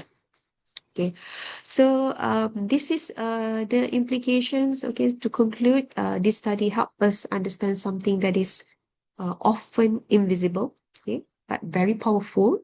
The mindset of a social entrepreneur is not just about being motivated or passionate. Okay, it is a complex combination of purpose, adaptability, community awareness, financial discipline, and personal resilience.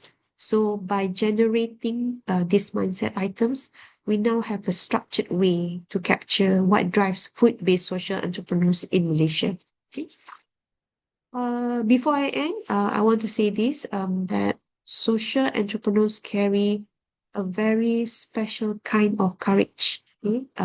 They step into uncertain spaces, they work with communities who depend on them, and they can continue even when conditions are not ideal, okay, especially during COVID.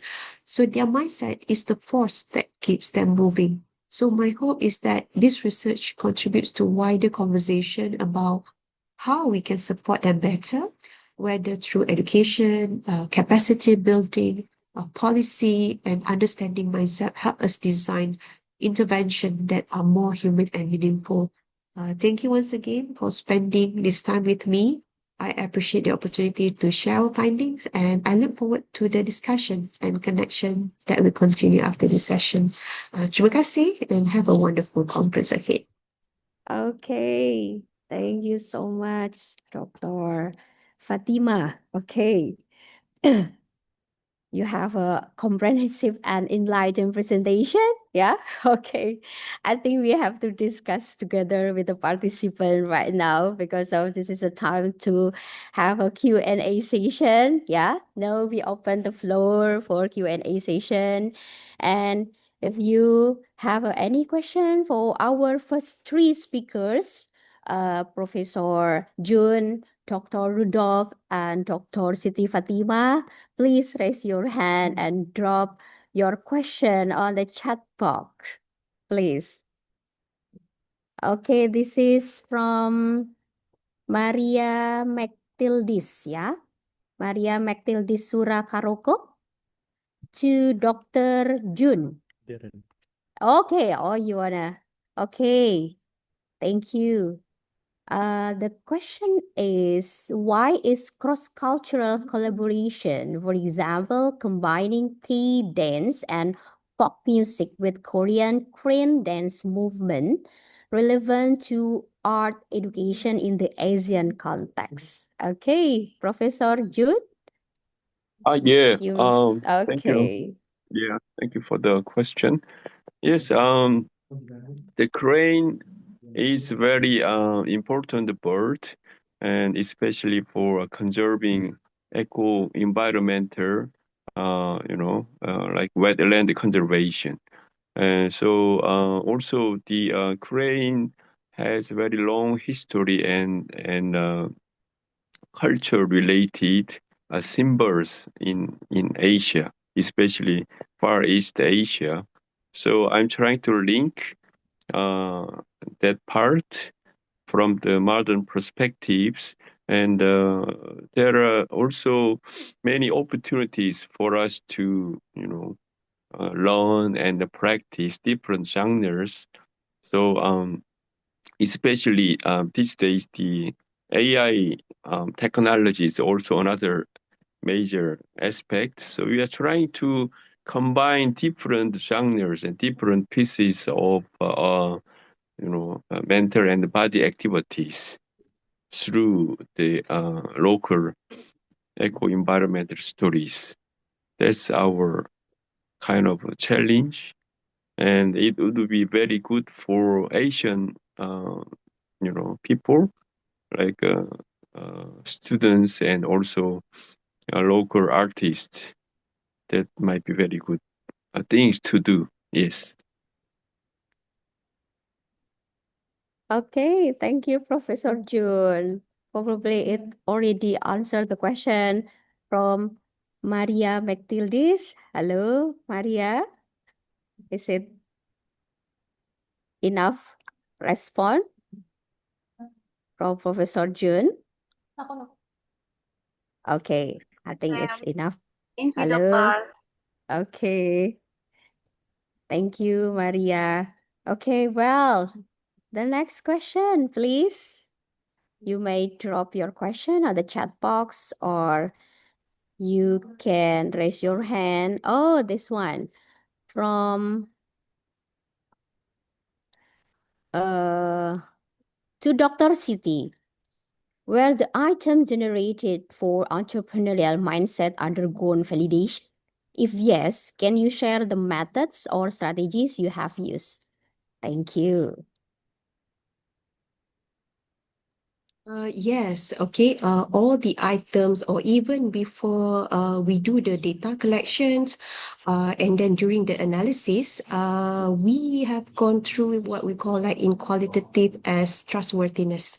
So we combine like a few methods, okay, in validating and ensuring the reliability of the items, the way it is analyzed by having expert reviews.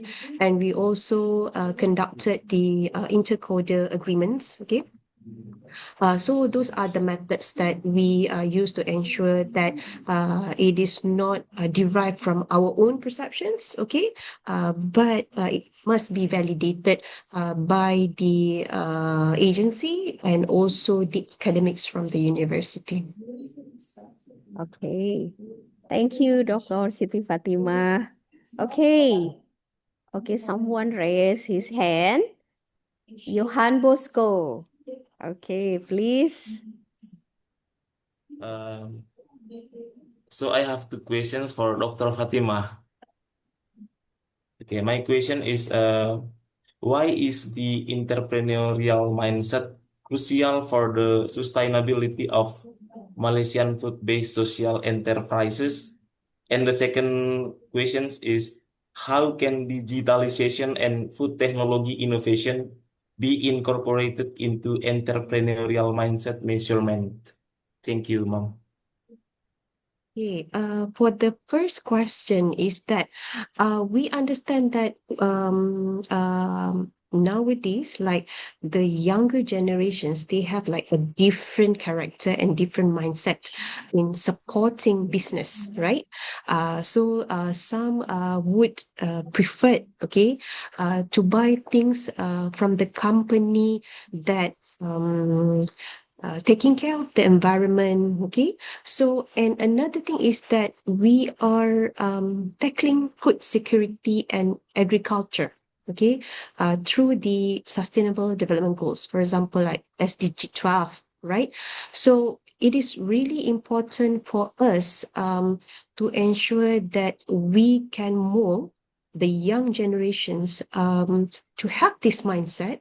So later on, if they are not working under the company, they are creating their own job, so they can integrate this social entrepreneurship in their business. Okay. Can you please ask again on the second questions?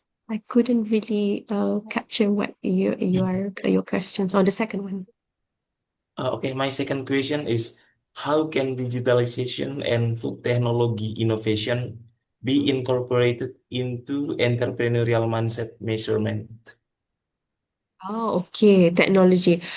For the time being is I would say that it is quite hard. Okay, I could say that there is one technology. I'm not really sure whether you know it or not, but where people can use their fingerprints, okay, to see the character and personality.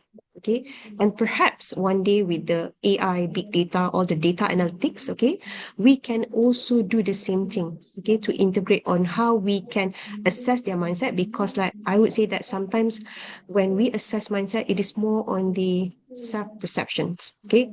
We ask them, okay, what is your mindset? Okay. And then sometimes how can we validate? Okay, they are having this mindset. We have to cross-check with the behavior. We have to cross-check with the the personality. So I really hope that one day we can also have the same technology or like using AI to help us to assess the mindset. And another thing that we can use technology and AI is on how can we develop programs, okay, to enhance the skill and the mindsets to be embedded for these future social entrepreneurs.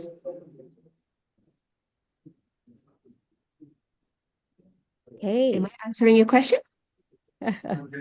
Hello, Mas Johan. I think it's enough, Mom. Thank you. Right. Okay.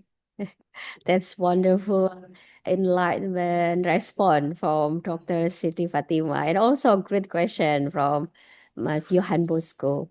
Okay, the next question for Dr. Rudolph.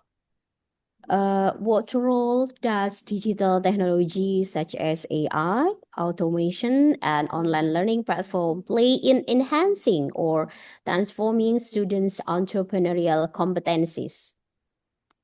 Thank you. Okay, thank you so much for the insightful question. I think all this, what we even found new thing like AI today, is the same as what we know already thousands of years ago.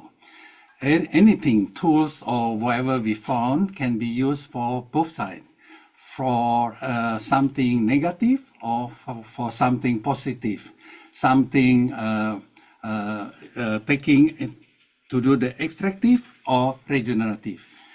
So it's up to us to make the decision, and don't afraid about new things coming to our life, because every new things grow our skill, grow our knowledge.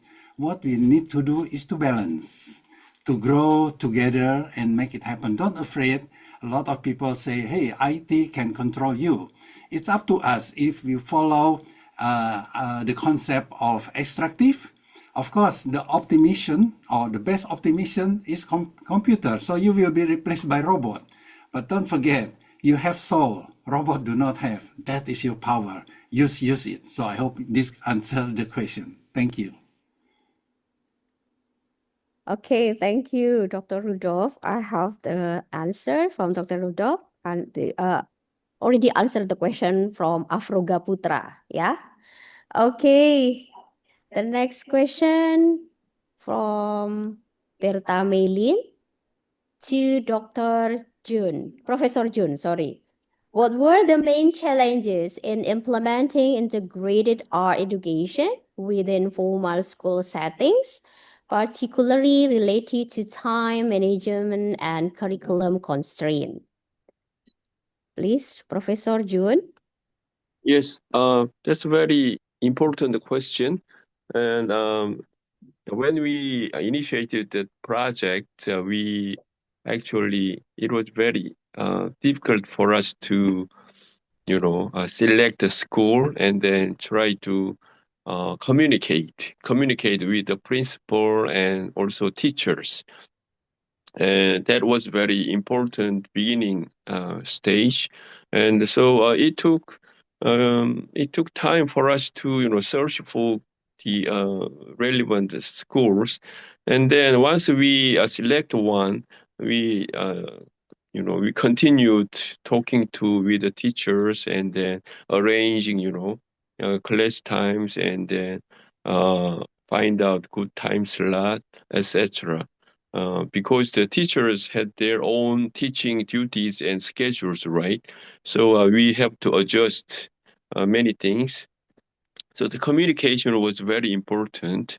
And also, we have to ask the teachers to help students to do their creative activities during the regular curriculum period, because we usually visit schools once 2 weeks, things like that.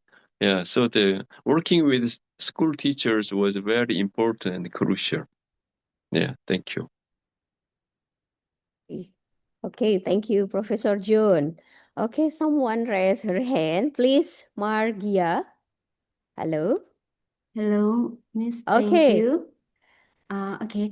I wanna ask about edupreneurship. Actually, I work at school for local children in Central Papua, and specifically for two tribes, two local tribes here.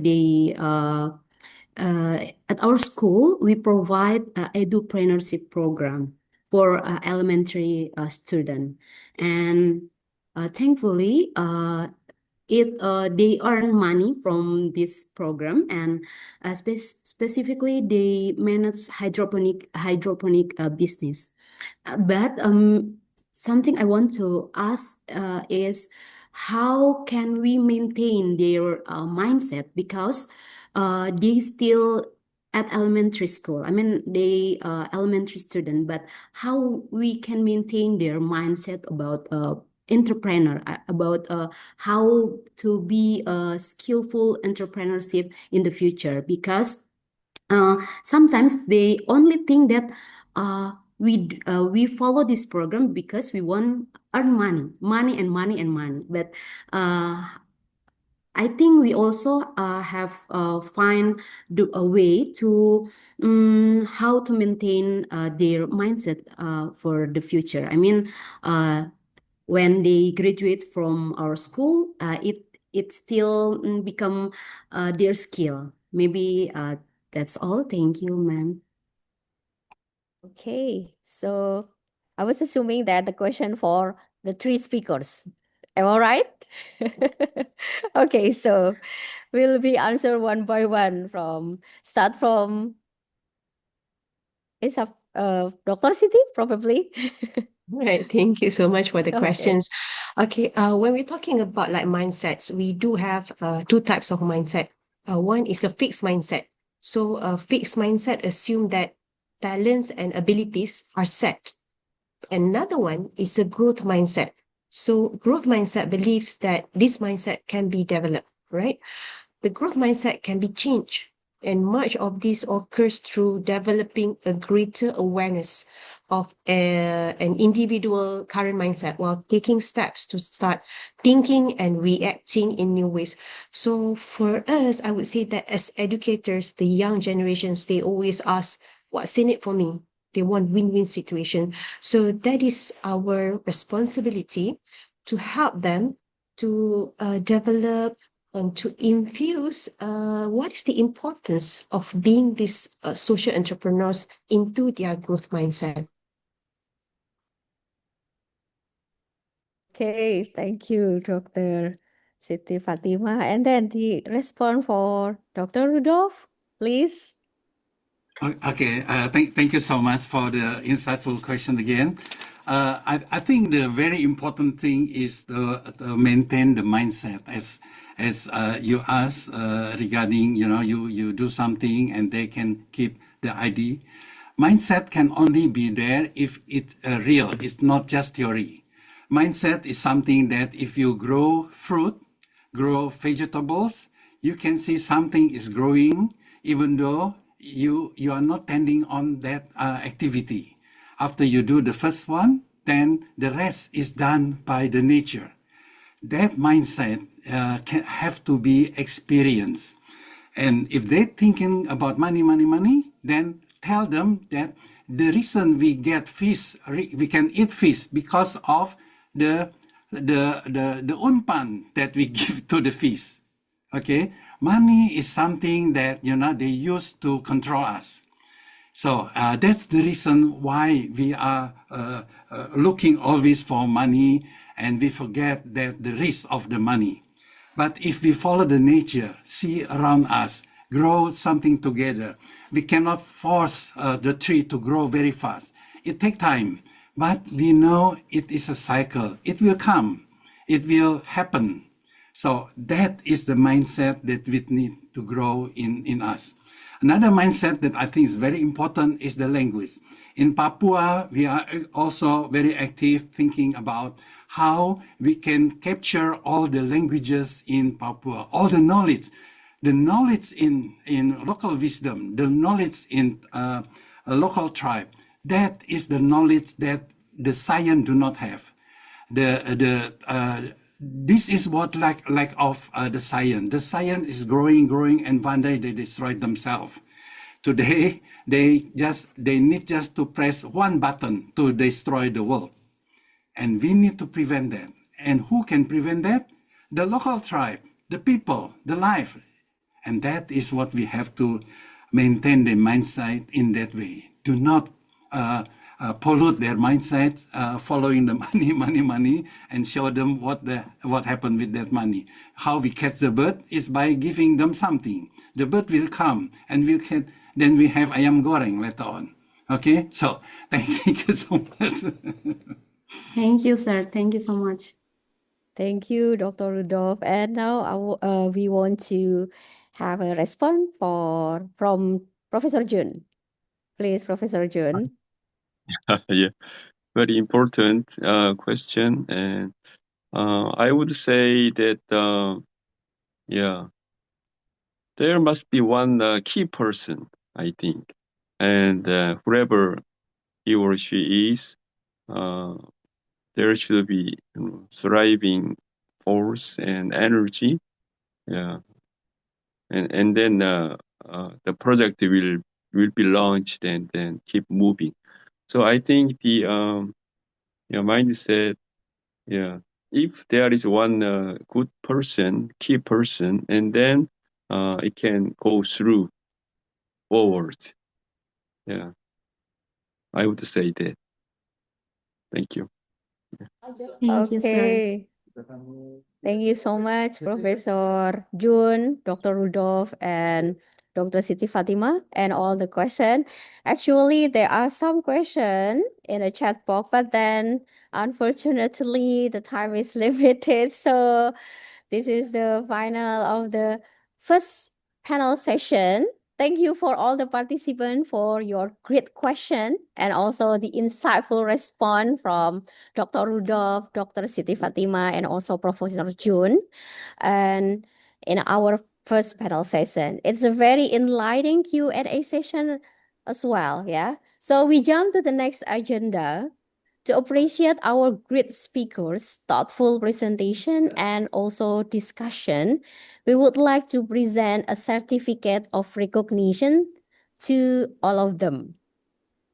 to Professor Jun, Professor Associate Siti Fatimah Muhammad, and also Dr. Rudolf Wirawan.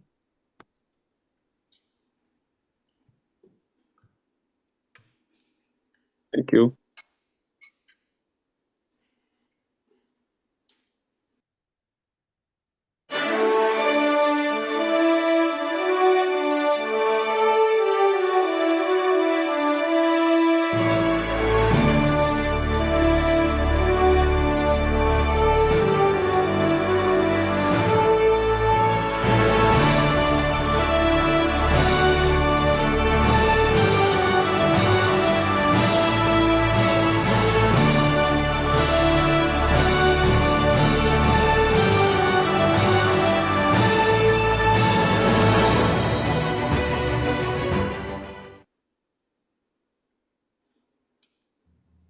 Okay, thank you. So, ladies and gentlemen, before we proceed to the second panel session, we would like to ask your attention to listen to a brief presentation by ICCM.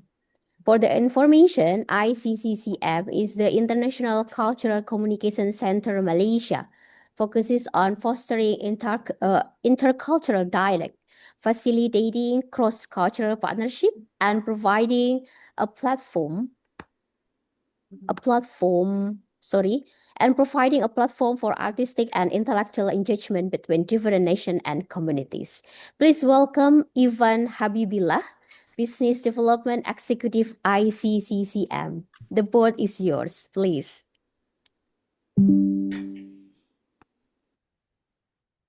Thank you very much for this presentation, Ululuk, and also all other committees and also the organizers.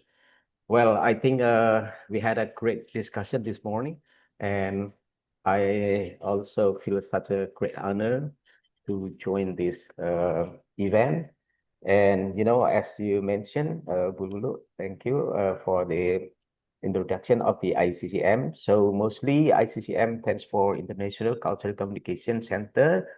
And of course, there is in Malaysia. So our headquarters is in KL, in Kuala Lumpur. And I am the one who just had get an office in Indonesia, especially in Yogyakarta as well. And then Mercu Buana, University of Mercu Buana Yogyakarta is also one of our great partner who is very active in making such kind of collaboration. So I do please that please allow me to share my screen. Okay, is it visible? Yes. All right. So thank you. Actually, I have some question also for the speakers, but the time is very limited, especially for Professor Jun. Sorry. No problem.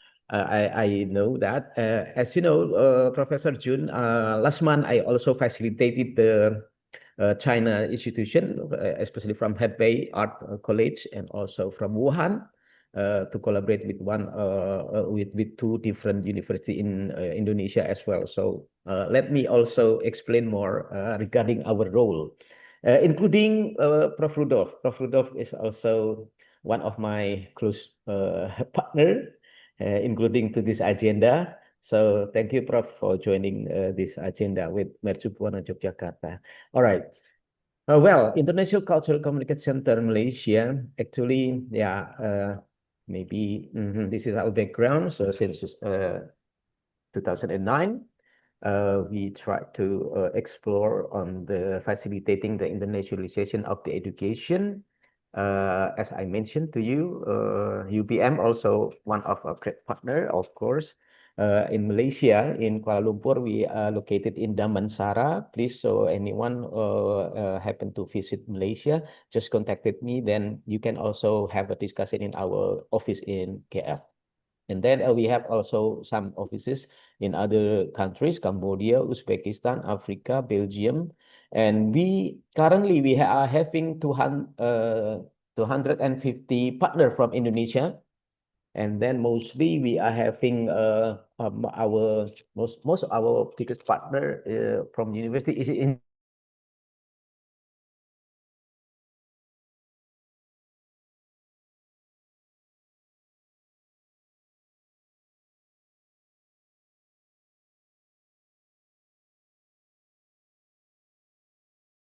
fostering collaboration with us. And then, you know that in 2022, we are also having with some government agencies and alliances to establish one association. That's named International Transnational Education Association, or ITIA, because we are also having a very regular agenda, that is China ASEAN Education Cooperation Week. And this is our milestone. And then our objective and mission. And then mission, so it is a very simple one, to create impactful collaboration by establishing strong connection. And then this is our leaders, Dr. Xiao Chenpin.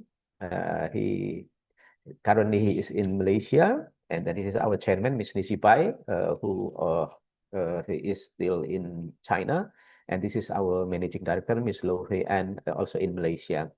And this is our honorary president, Professor Muhammad Noor, who direct us and organize all of our programs to especially to facilitate the internationalization of the education as well. And then as the secretariat of IDEA, we also play a vital role in providing administrative support, coordination, strategic guidance of IDEA's activities and initiatives as well. All right, this is the background. I have already mentioned a little bit in the beginning. And then, of course, for the program, our program. So we could have so many collaboration program, especially for visiting scholar or visiting professor, for professors city. So as your information, I just facilitated 6 lecturers from UPTM last month to have international scholars to visiting some university in Yogyakarta, UNY, and then UAD, UNU, UNU, Yogyakarta, and also UPY.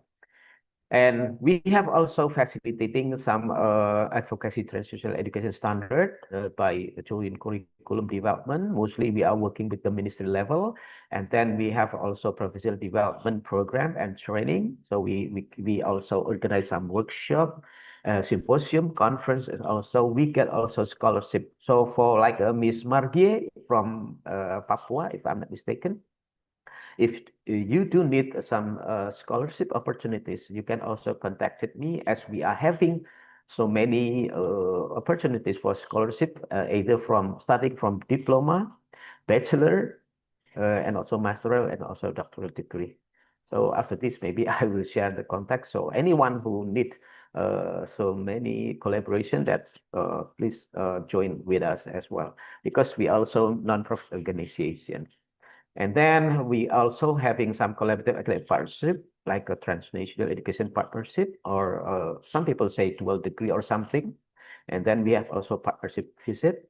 We also regularly having international competition, either for student or for lecturer, as such as also academic conferences and cultural exchange for the student or mobility student.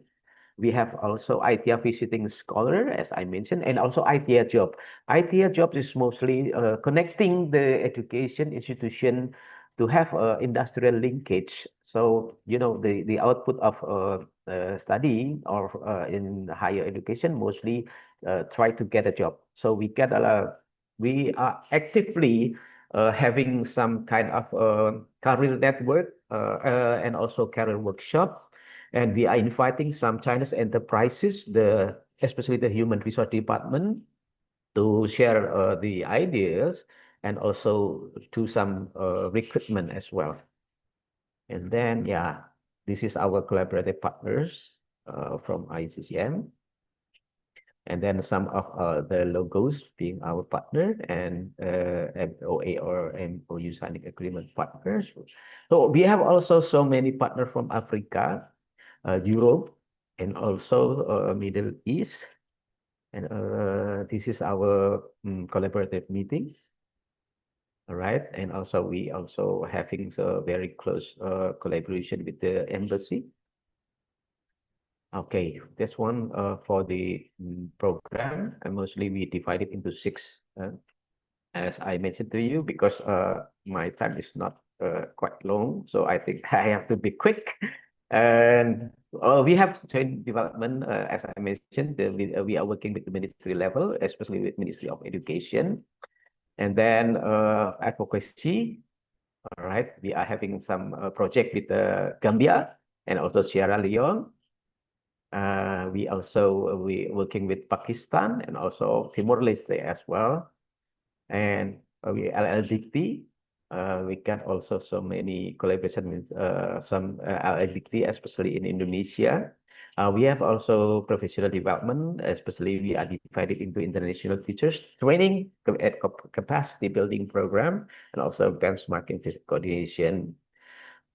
All right, this one is some documents of our collaboration program for the capacity building. All right, so we are also facilitating. Last 3 months ago, I mean that we are facilitating around 40 lecturers from Sulawesi to have a benchmarking visit to Malaysia and also Singapore. So we are organizing the itinerary and to connecting to some university and also like education assessor and also some international school as well. Of course, that this is what the media, just like I mentioned, benchmarking visit coordination. All right, this one. Okay, this one that I mentioned, I also facilitating all kepala sekolah from Kolaka Utara to have a benchmarking visit. This is me, right? Accompanying them, Malaysia and also Singapore. And then, okay, we have so many programs regarding the academic and student exchanges. We get also foreign language skill training, especially it is for free. Means that we get some topic for us to share with our partner, either in Indonesia or in other countries, mostly the China university, to be paired with one of our partner, and then it is totally free, either online or offline. If it is offline, we also facilitated all the accommodation by us. So our partner just preparing the participant only. And okay, we have a study tour coordination, and then with classroom and learning and industrial visit, and then cultural experiences as well. All right. We have also what many people call a dual degree or a dual diploma, something like this. So the first year and the second year will be in the home country, and then the third year in China, getting another diploma. With the first and the second year, there are some virtual or whether it is online or offline. There is some lecturer from China coming to the institution that is taking this project, and also the first and the second, and then the third year totally there will be a scholarship, especially for the tuition fee and also dormitory for the international student as well. There are some collaborative partners, of course. UNES is also having this program. This one, we have also, as I mentioned to you, it could be online or offline. If it is online, it is totally funded by us. So the university partner just preparing the participant for their university student. We get also some conferences and also seminar. All right. And then international competition. Mostly, we are taking some various interesting and updated theme or as our main theme of the Indonesia competition. And it is online. Why? Because it will cover all of the students from around the world.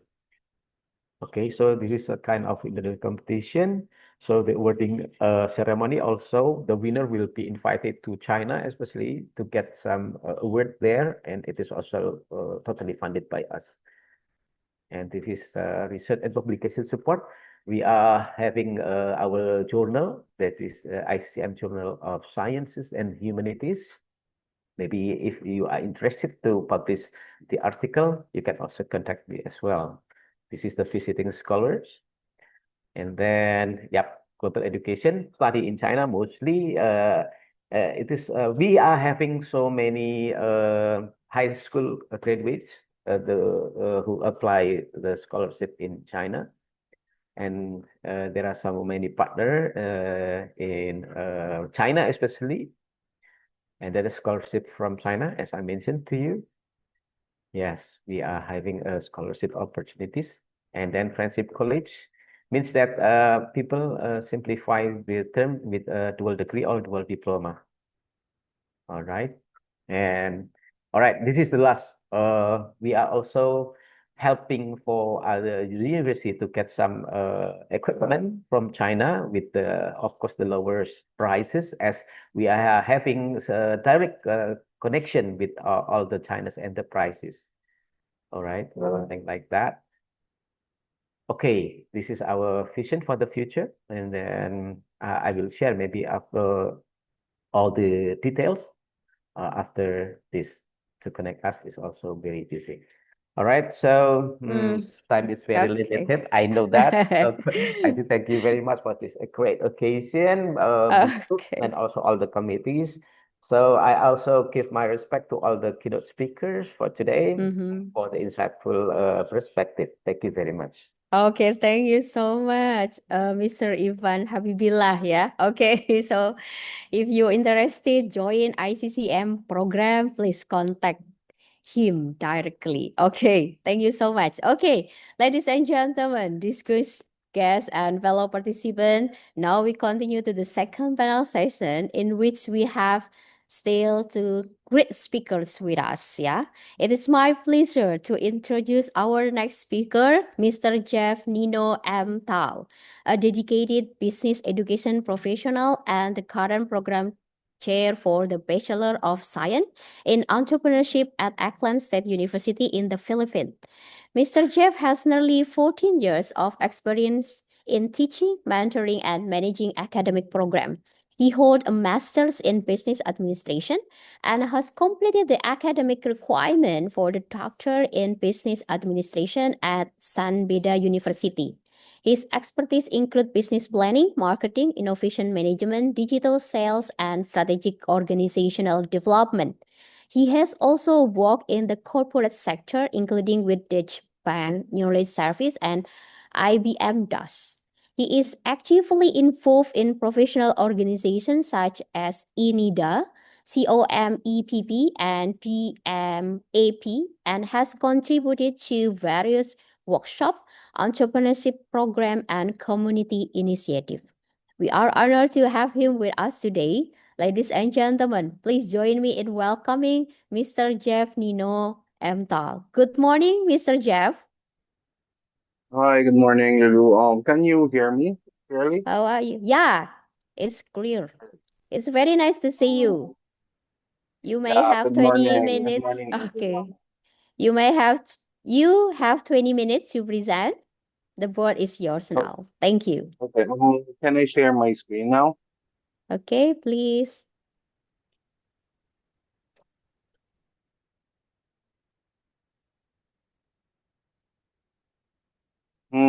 Can you see the screen?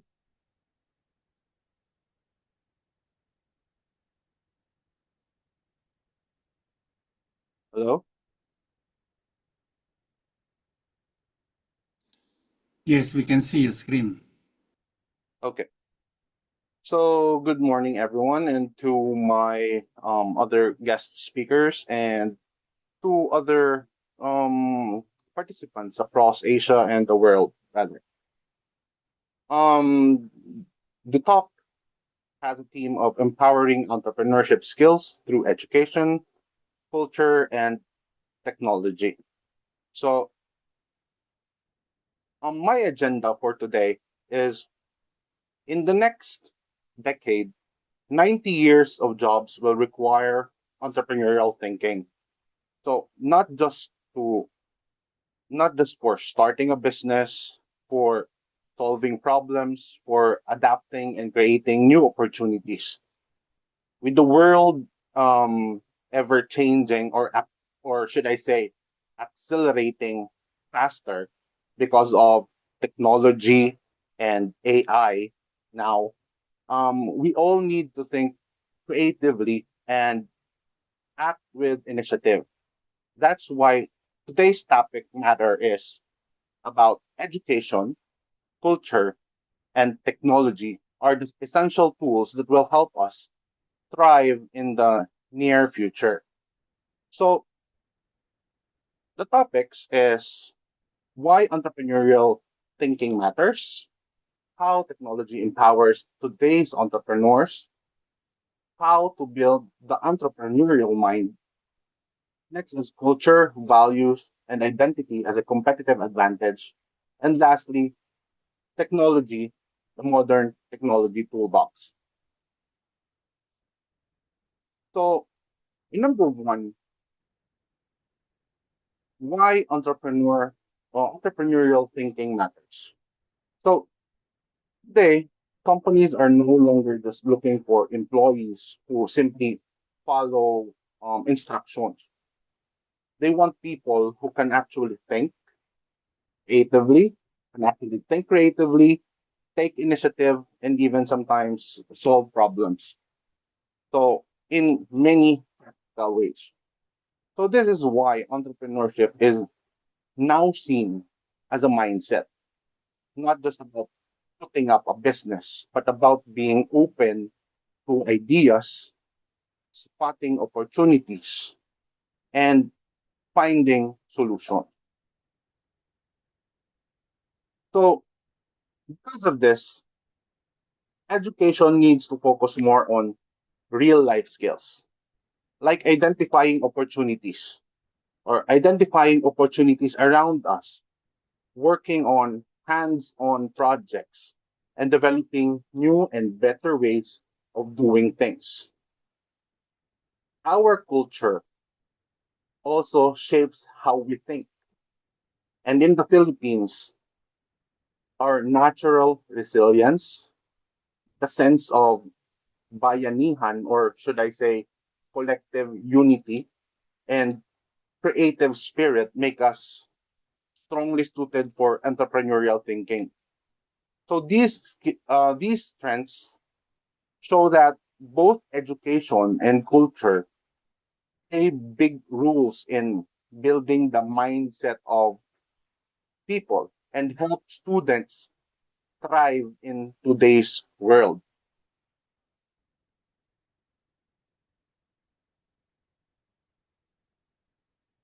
So, thanks to today's digital tools, starting a small venture has become easier and more affordable than ever.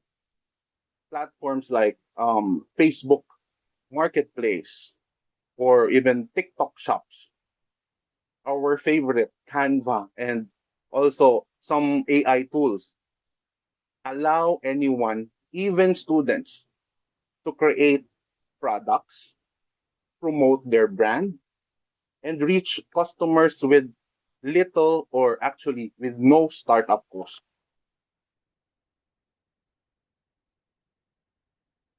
So also breaks technology also breaks barriers. So helping young entrepreneurs sell not just within their barangays, their towns, or their cities, but to a wider market across the country and even abroad, if possible. So because of this, students can confidently start small through online selling, offering simple services, making digital contents, or even exploring food and agri-related ventures. Skills that they can build while studying. Actually, the message is simple. We start small and we also need to start now. By combining what they learn in school with the strengths of the Filipino culture and today's technology, students can turn their ideas into real income. Actually, the pictures shown here are my students. So they're actually having their business implementations. They already had their prototyping, and some of them already earned.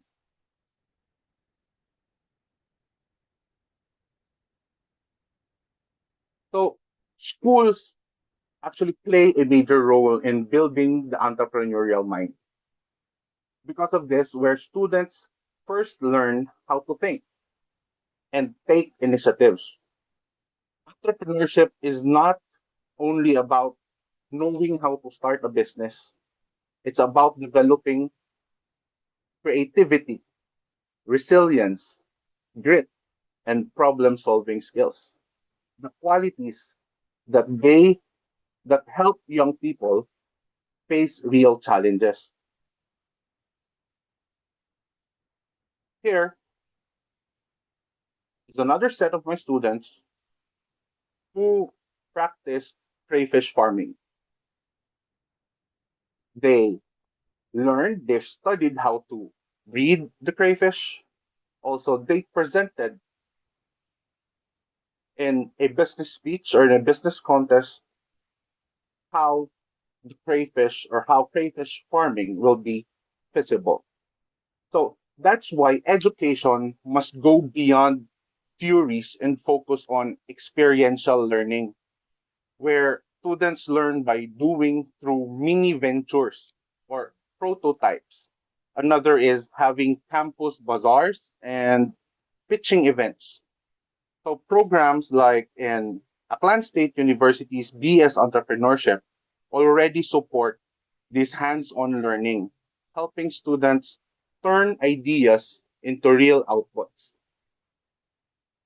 Another important foundation is financial literacy, which actually is happening now in our university at this moment. They actually had a, a financial literacy training under the Department of Trade and Industry. So the financial literacy, which teaches students how to budget, how to save, and understand credit, or make wise financial decisions. So knowing how money works gives them the confidence to take risks and pursue opportunities. So finally, schools equip learners with essential 21st century skills such as collaboration, communication, and critical thinking, and even adaptability. These are the skills that help them thrive in any career or venture that they choose. So, culture is often seen as a barrier, but in reality, it is one of the biggest strengths in entrepreneurship. The way Filipinos naturally practice bayanihan or collective unity.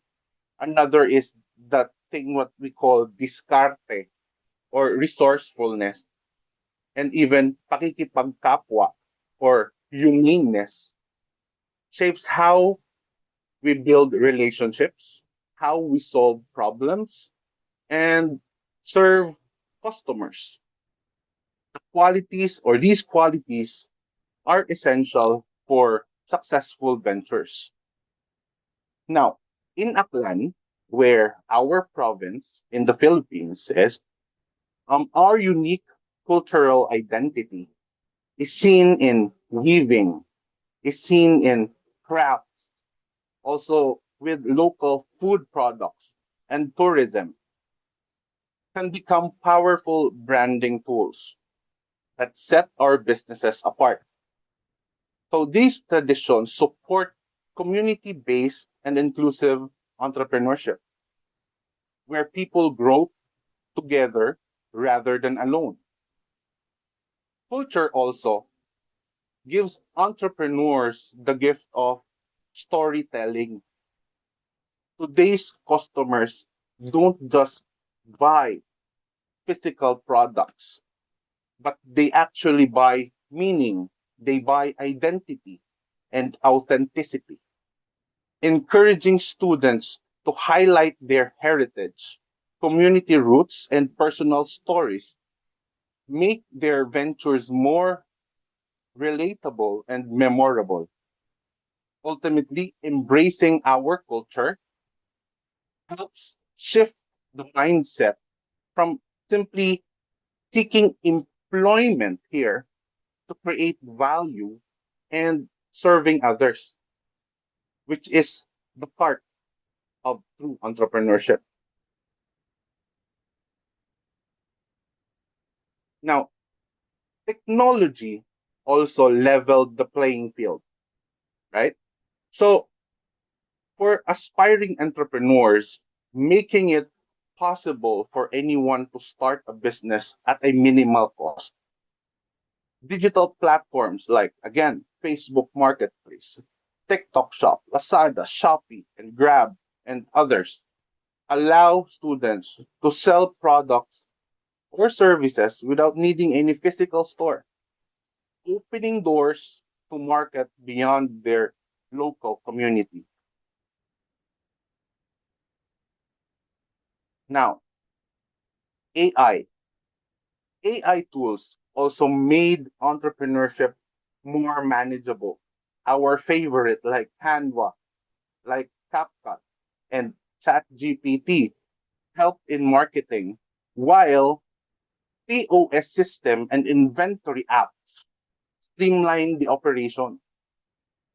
Market research is easier than ever because there is like Google Trends and social listening, helping young entrepreneurs understand the demand and the supply and also the trends. The digital revolution actually fueled the growth of content creation, freelancing, or the gig economy, digital services, and e-commerce brands, allowing students to experiment and learn as they earn, combining technology with local culture.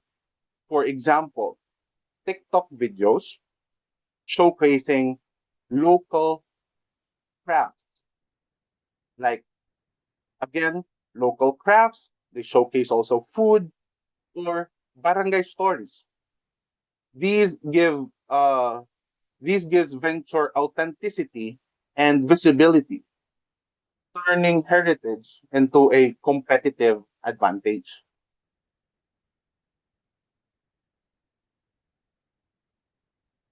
Now, when education, culture, and technology come together, they create a powerful combination. They create a powerful combination for entrepreneurship. Education equips students with the skills and the mindset to spot opportunities, solve problems, and take action, while culture provides identity, purpose, and authenticity, helping entrepreneurs stay connected with their roots and serve their communities.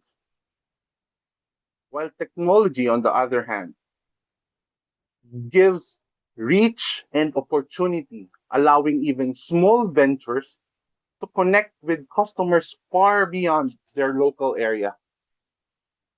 Together, these three elements help students to become what they call local entrepreneurs, people who are deeply rooted in their local culture but thinking globally, turning their ideas into meaningful and scalable ventures. So, as a closing, no matter where you are in the world, the principles of entrepreneurship remains the same. Creativity, culture, and technology can empower you to make an impact. And that is all. Thank you. Wow. Okay. Thank you very much, Mr. Jeff, for your engaging presentation. Okay, Mr. Jeff emphasized that entrepreneurial thinking rooted in creativity, initiative and real-life problem solving is becoming essential for the future workforce. He also explained how technology breaks barriers for modern entrepreneurs, while cultures, value, and identity provide a unique competitive advantage. He also concluded by showing how education, culture, and technology together shape as a global TLOCAL entrepreneurs who can thrive both locally and globally. Okay, let's us give him a warm round of applause to Mr. Jeff. Thank you, Mr. Jeff. And ladies and gentlemen, distinguished participant, most welcome. Ladies and gentlemen, distinguished participant and honored guests, it is my pleasure to introduce our next speaker, Dr. Bekele Sibru Arsedi, a respected academic, human resource management expert, and university leader from Ethiopia. Dr. Bekele holds a PhD in Human Resource Management from Andhra University in India and an MI in Organizational Leadership from Azusa Pacific University in the United States. He has more than 20 years of experience in university leadership and public administration, including serving as a dean at Adama Science and Technology University and chairperson of the Graduate Department Council at LC University. He is currently a lecturer at Harambee University, where he teaches in the areas of business and management. Dr. Bekele has also contributed significantly to national development through his roles at the Ministry of Industry, Adama City Administration, and Yeka Sub-City Administration. His academic work includes several book chapters, journal articles, and international presentations across Asia, Africa, and Europe. Today, he will share his insight about From Local Craft to Global Brand, a meta-analysis of management blueprint for cultural entrepreneurship in Africa. We are honored to have him with us today. Ladies and gentlemen, please join me in welcoming Dr. Bekele Sibru Arsedi. How are you, Dr. Bekele? Hello? Okay. Hello. Okay. Hello. It's very nice to Hello. see you today. Thank you very much. Okay. Are you ready? You have 20 minutes to present your presentation today. The board is Yes. yours now. Thank you. Thank you very much. I'm Most sharing welcome. my PPT. Is that visible? Yes, we can see. Is it Yes. totally visible? Thank you very much. Most You welcome. thank you very much. It is my honor and a pleasure to be part of really this international conference, which is very impactful. So my title already mentioned. Let me proceed to the outline. I do have introduction, scope of the study, significance of the study, research matters, result, and the discussion. Finally, conclusion and the recommendation. So the meta-analysis has criteria, acceptance criteria. If you review 2 to 3 studies, it's not reliable and acceptable. If it is 5 to 10, a bit threshold is not satisfactory. If you review 10 to 20 plus studies, it is preferred as reliable and valid, especially if it is peer-reviewed. And based on impact, effect size, basically developed by Hedgos and Pigot. So my review, meta-analysis review considers 55 articles, which is valid and reliable. So the background of my study, mainly the challenge. Previous studies are scattered, fragmented, that may not properly untap the potential. So the solution suggested was to conduct meta-analysis of recent studies as much as possible. So my studies considers 3 objectives and 5 pillars, and these 5 pillars enable to set strategic issues specifically for cultural entrepreneurship. So these 5 pillars are interconnected, and finally, it requires call to action. So the global economy, as we know, it is very dynamic. So within this dynamism, the cultural industries need to align themselves to cope up this dynamism. So UNESCO estimates that cultural industries annually generate about 2.2 trillion, which is really a huge amount. So the orange economy, when you say it is about innovative, that transform with globalization. So the transition from the local brand, for the local craft to the global brand is very essential. That is why my study focus on how to convert or change from the local into the global brand. Specifically, the digitalization this day almost bring all nations into one pool.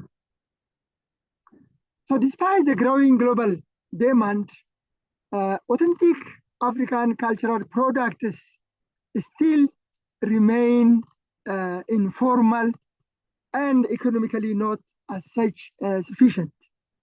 Furthermore, business management from Western studies didn't properly address the African context. That is why the gap observed. As a result, existing knowledge remains fragmented.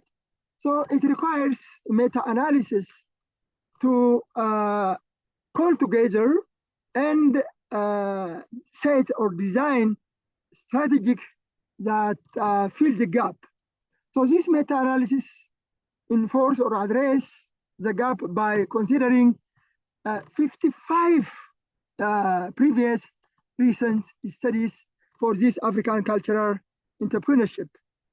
As an objective, just to systematically review these 55 articles, mainly from 2015 to 2025, and to identify and integrate key management used by successful African cultural entrepreneurship, and finally to develop an evidence-based management blueprint for cultural entrepreneurship in Africa. So the scope mainly considers methodologically these 55 from 2015 to 2025, geographically focused on sub-Saharan African context, disciplinary and thematic, centered on African social entrepreneurship. Conceptual scope, it's mainly focused from local to global approach. So what is the significance for entrepreneurs? Provide structured self-assessment. And again, for policymakers, it paves the way for key intervention points. For investors, outline specific risk-return profile. For academicians, mainly to update their curricula and coin in line with African cultural entrepreneurship studies programs. Research design is mainly qualitative meta-analysis, especially thematic synthesis. So I think integrate concepts, different various qualitative and mixed methods to come up with justifiable finding. So as a research approach, just around 500 articles was reviewed as considering around the topic. Then titles and abstracts reduced this number of articles, full text assessed for eligibility, and finally, only 55 articles included to this synthesis or review based on their direct fitness to the topic. So Humbling designed these 55 related articles, 22 of them, which is 40%, is empirical, 21 is a case studies, 12 or 22% are institutional policy papers. So the data analysis is based on this thematic analysis, finding and a discussion from this meta-analysis. Articles were imported first into Excel, then exported to Nivo software, where Nivo software is a very good software for qualitative type of studies. So the result, the pillar one, which is strategic hybrid identity. Strategic hybrid, this result mainly focus the rootedness, which is the heritage, the local one, to reach or move into the modern or the global design that we need to aspire to achieve. So move from brand, ethnic, into the global world. We have rich cultural heritage in Africa. As you know, there are 54 countries. Each country has their own identity and a unique culture that need to be marketable to the global world. We shouldn't remain in one small area, only in Africa. We have to reach Asia, we have to reach Europe. So from ruthless heritage, move to reach is very important. Otherwise, knowledge expansion, technology transfer, sharing of culture, special cultures. I have also visited Indonesia and I've seen a very attractive and even a culture where there is people respect more each other. Such type of culture need to reach the global world. So these pillars are very important. The other pillar, ethical and sustainable practice. So in all conversion into the global move, ethics is very important. Respecting others, valuing others. This is a very critical discussion point in which sometimes tension may arise in one ethnic when we move to the others, or the ethical narrative must be underpinned or to achieve some economic values or economic model. That is a very important issue. The other one is formalized collaborative institutional architect. Otherwise, unless we institutionalize and convert or share, if it is individual based or scattered, it may not influence the global world. So if it is formalized and institutionalized, then those rich heritage from Africa to the other nations can be significant. And this meta-analysis uncover the common pitfall, mainly focused on transactional, now transform into transformational partnership, where the resource, the potential resource in one location, the culture, which is supportive culture, can easily move to the other, where it can be shared and bring economic value. The other one is dynamic entrepreneur, which is very important again. Here, the team at the helm requires a unique capabilities or cultural ambidextrity, which is more the previous and the existing. We need to see the previous, which is a base for the current, and again aspire the forward move. Artisans mainly link the previous with the current. So the entrepreneur is the integrator of the past with the current and the future, so that the link, the knowledge comes from the past to the future in relation to cultural entrepreneurship sounds. So for this, knowing multiple language is very important. Crafting traditions is very important. So the digital media by itself is not sufficient. The web by itself is not sufficient. We have to communicate and convert, reach the global world with the meaning or the language they can understand. So multiple language is very important. So interconnection of these 5 pillars. The pillar 1, which is about the identity of that culture. The pillar 2, the digital, especially bringing all together easily, virtually. The pillar 3, which is about ethical sourcing. Ethical sourcing means giving respect, recognition when it is source or the foundation. The pillar 4, institutional architecture. So these cultural issues, specifically cultural entrepreneurship, need to be institutionalized. Those scattered artisans need to come together, and that will give them power to share, to influence the global world. And pillar 5 is about capabilities. Capability to share, capability to communicate.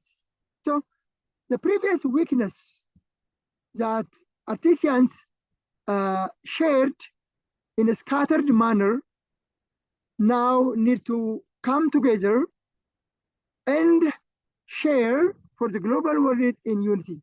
So this model addresses the capabilities to bring together and shared in unity. In conclusion, these 5 pillars or strategic hybrid digital ecosystem leverage embedded sustainable sourcing or creating collaborative institution to just pull from the knowledge store into the global world, but in ethical and a more economic model. It has to bring economic growth. So we have to use the right business model. So the journey from the local craft into the global brand brings mainly economic value and future cultural production. As a recommendation, for practitioners, we need to proactively extract and build capability so that everyone can share it. Policymakers, they have to intervene in line with institutionalizing this scattered way of behaving in African context. For investors and the development finance, design creative industry so that this rich cultural heritage can reach the global world, and educational institution mainly develop or update their curricula so that cultural heritage can be organized, modified, and reach the global world. Implication for future research. In the future, as I observed from this 55 meta-analysis, detailed studies on novel and hybrid sustainable models is required. Besides, in-depth studies is also very important, widening the 5 pillars model, and better to conduct comparative regional studies that considers Africa as well. Thank you very much. This is my own. Thank you so much, Dr. Bekele, for the insightful presentation. Okay, Dr. Bekele presented a meta-analysis, if I'm not mistaken, and some studies to develop a management blueprint for advancing cultural entrepreneurship in Africa, focusing on how local crafts can successfully transform into global brands. He highlighted 5 key pillars: hybrid cultural identity, strategic digital ecosystem, ethical sourcing, collaborative institutional support, and dynamic entrepreneurial capabilities as essential component driving this transition. And also, his insights show how cultures, commerce, and digital innovation must work together to strengthen creative industry in emerging economy. So, ladies and gentlemen, please join me in appreciating Dr. Bekele's meaningful contribution with a warm round of applause. Okay, so now we're back. We open the floor for Q&A session. If you have any question for our speakers in the second panel to Dr. Bekele and Mr. Jeff, please raise your hand and also drop your question in the chat box. Okay, allow me take a look at the chat box. Okay. Hello there. Do you have any question to Mr. Jeff and Dr. Bekele?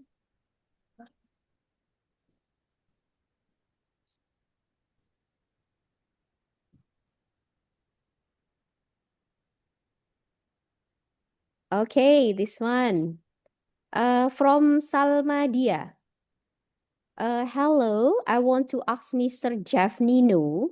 The question is, how do education, cultural identity, and digital technologies interact to shape the development of entrepreneurial thinking among young learners in Southeast Asia? Please, Mr. Jeff.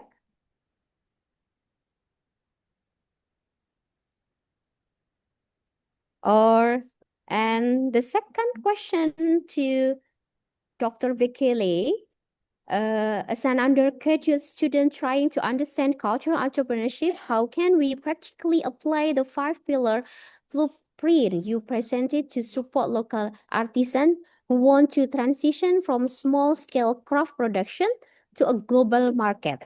And the second question, how can students like us use digital tools to help local cultural product reach a wider audience? Because of Mr. Jeff, it's cannot reach, so it would be possible to Dr. Bekele to answer the question. You have two questions from Indri Astuti. Please, Dr. Bekele. Thank you very much, really. I appreciate the questions raised. Particularly when you consider Africa, we do have 54 independent countries. These 54 independent countries, they have a rich culture that can export to the rest of the world. In the same manner as Indonesians have many ethnics, there are also rich cultural heritage in Indonesia as well. The same is true in Africa. The trend that we have observed in Africa is these artisans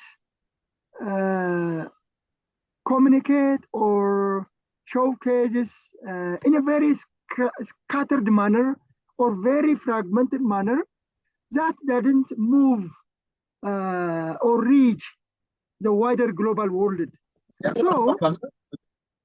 So what we need to do is,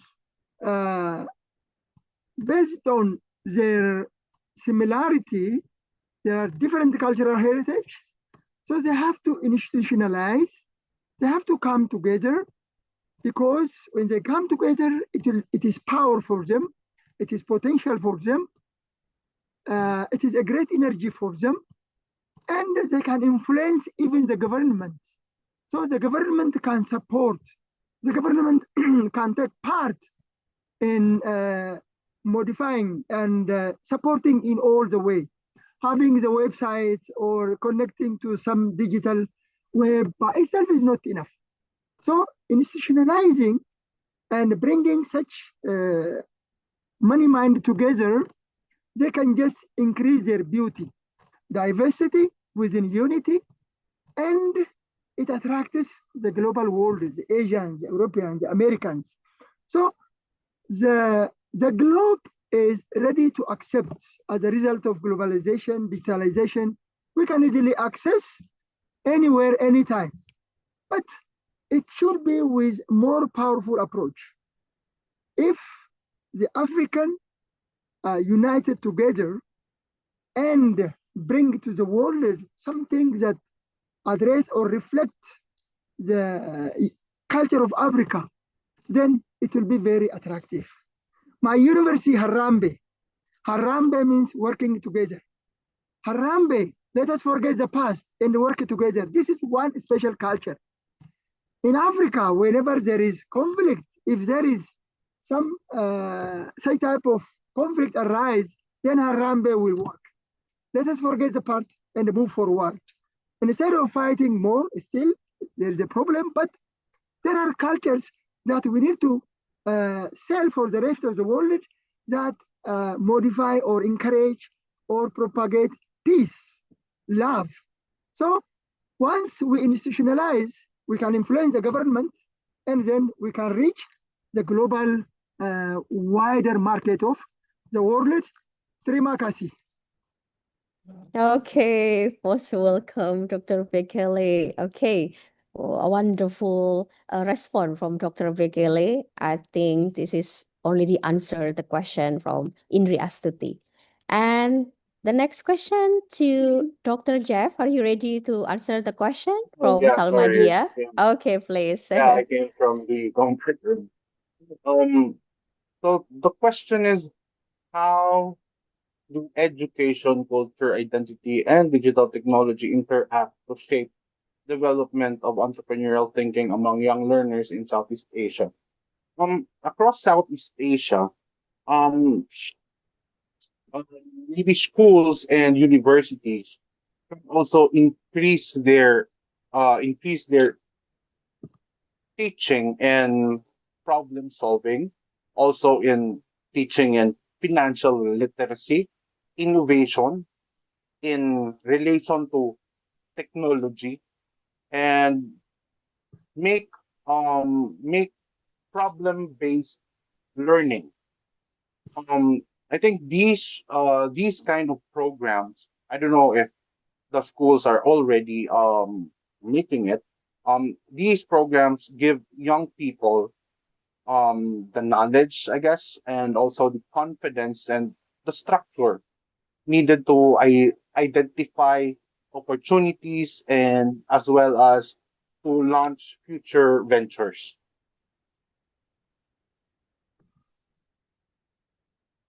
Okay, thank you, Dr. Jeff, for your insightful response. Yeah. Okay. Oh, there's someone raise her hand. Risma, please. Thank you very much, Miss Okay. Lulu. So I Most want to welcome. ask question to Mr. Jeff. As stated in his PPT on his presentation that said education building the entrepreneurial mind. And so my question is, why do most national curricula or learning outcome in lesson plan still emphasize industrial readiness instead of entrepreneurial capability? And is it possible if education system shift from producing job seeker to nurturing job creator without compromising academic standards? Yeah, I think that's all my question. Okay. Um, in my point, um, why does the schools um why does the school still inculcate to students the readiness for industrial or for the industry? I think there should the I think that entrepreneurship mindset is actually a requirement, not just even when you say if you're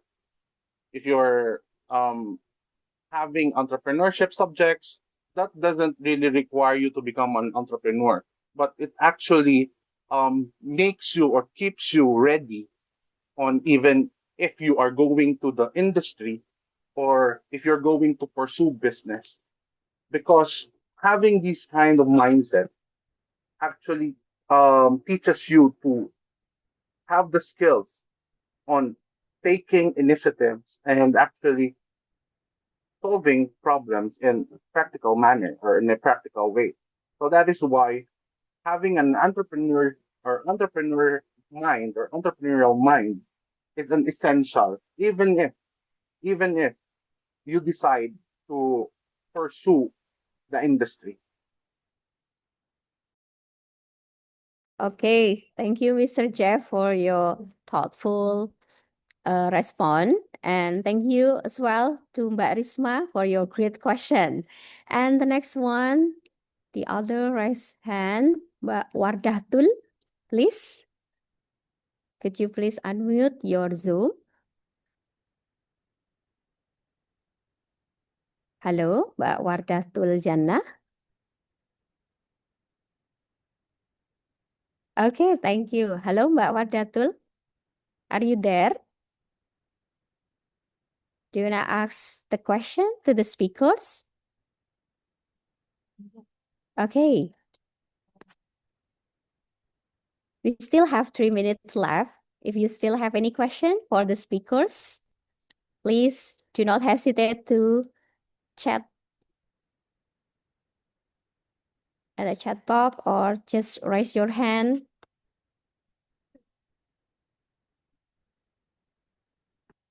Okay. I think this is it, yeah? Dr. Bekele and Dr. Jeff, Mr. Jeff. So, okay, well, so thank you for all the participants for your great question, yeah, and also for the insightful and also what is that? Enlightening thought from Dr. Bekele and also Mr. Jeff in our second panel session. So it's a very enlightening Q&A session. And now we jump to the next agenda. To appreciate our great speakers' thoughtful presentation and discussion, we would like to present a certificate of recognition to the speakers.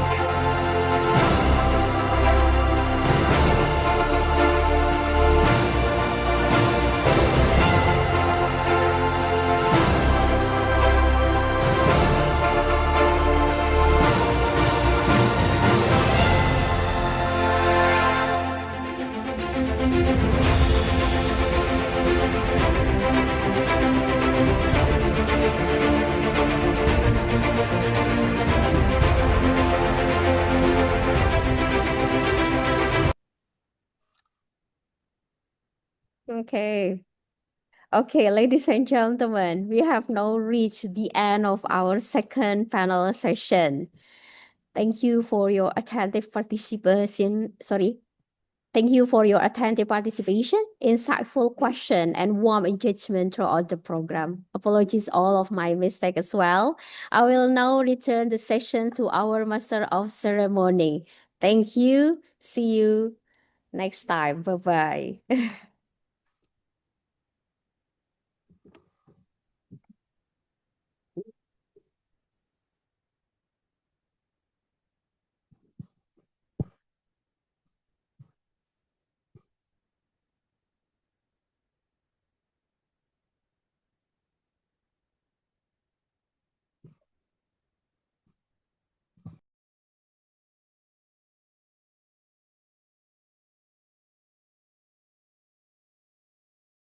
Hi, we are back. Thank you so much, Dr. Lu, for leading such a great discussion in the panel session.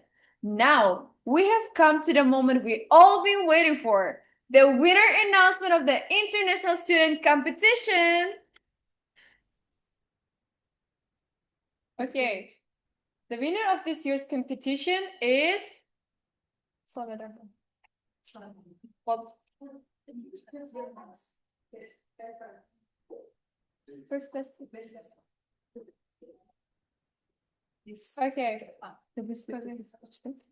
All right. So let's announce the winner of the best paper conference goes to Slamet Rahmat Topo Sislo and Ardi Firmansyah from Badan Riset dan Inovasi Nasional. Congratulations.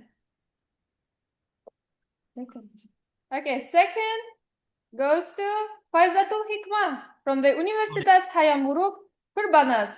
Congratulations also.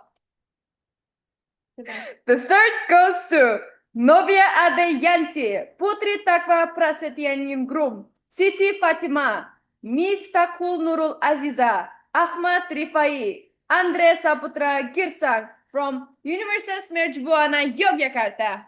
Congratulations. Okay, the fourth one goes to Queric Javan Barona, David Ron Chetino, and Rogel Clotildes from the Capi State University, Philippines.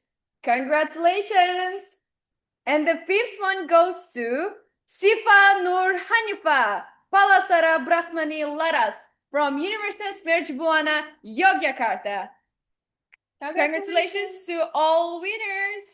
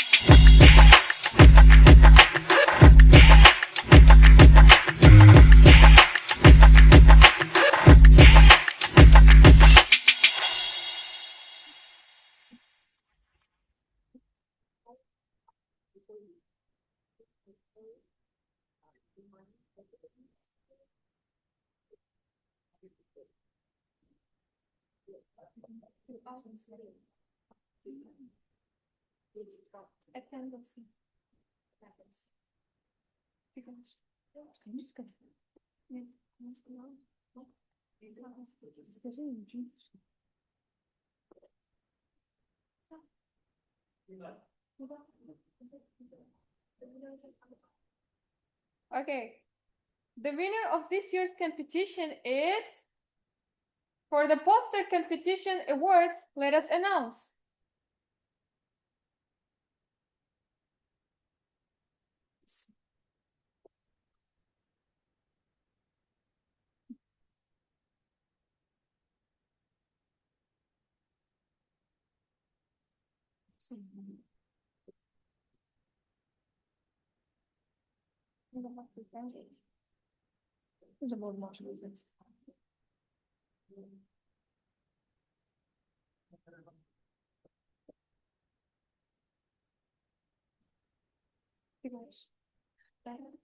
And the third place goes to Angger Vijaksana. Congratulations!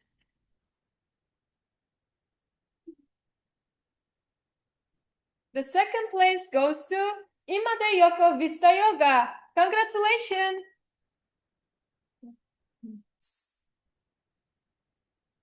And the first place goes to Muhammad Riakan. All right, let's announce the winners of the video competition awards. The third place goes to Universitas Darussalam Gontor. Congratulations. The second place goes to Universitas Ciputra. Congratulations. And the first place goes to Jeng Jeng Jeng. Universitas Udayana. Congratulations!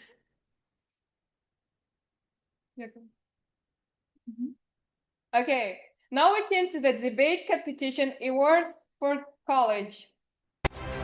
The second winner is Gontar Debaters. Congratulations! And the first place goes to, drum roll, AR Inside Duo. Congratulations!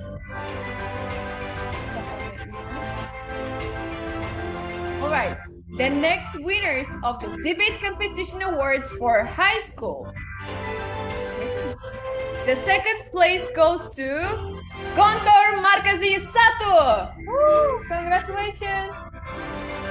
And the first place goes to Gontar Markazi 2. Congratulations! All right, the next winners of debate competition awards for the best speaker is Jeng Dwi Sukma Ayu SQ. Congratulations!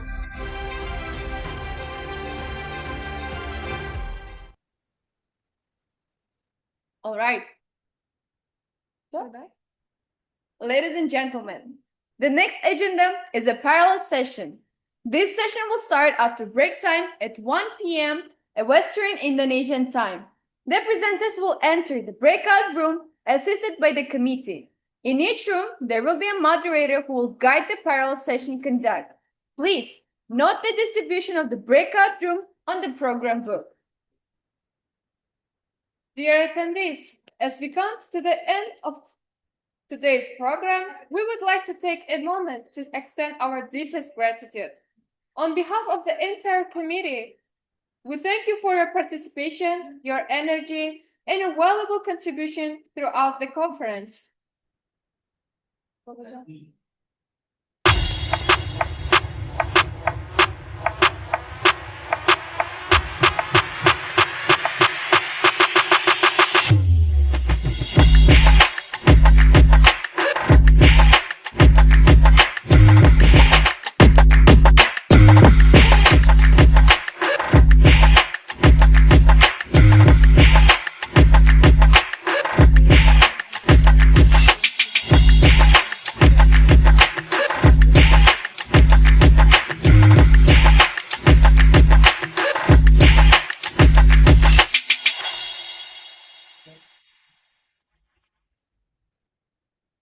Okay, ladies and gentlemen, please don't forget to fill out the attendance link that we share in the box chat.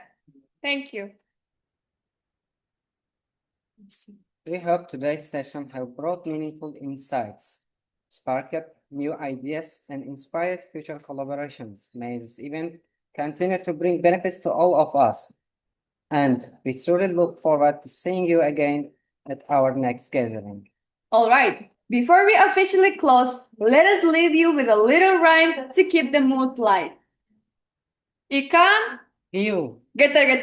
see you later. Thank you once again. Have a wonderful day and bye-bye.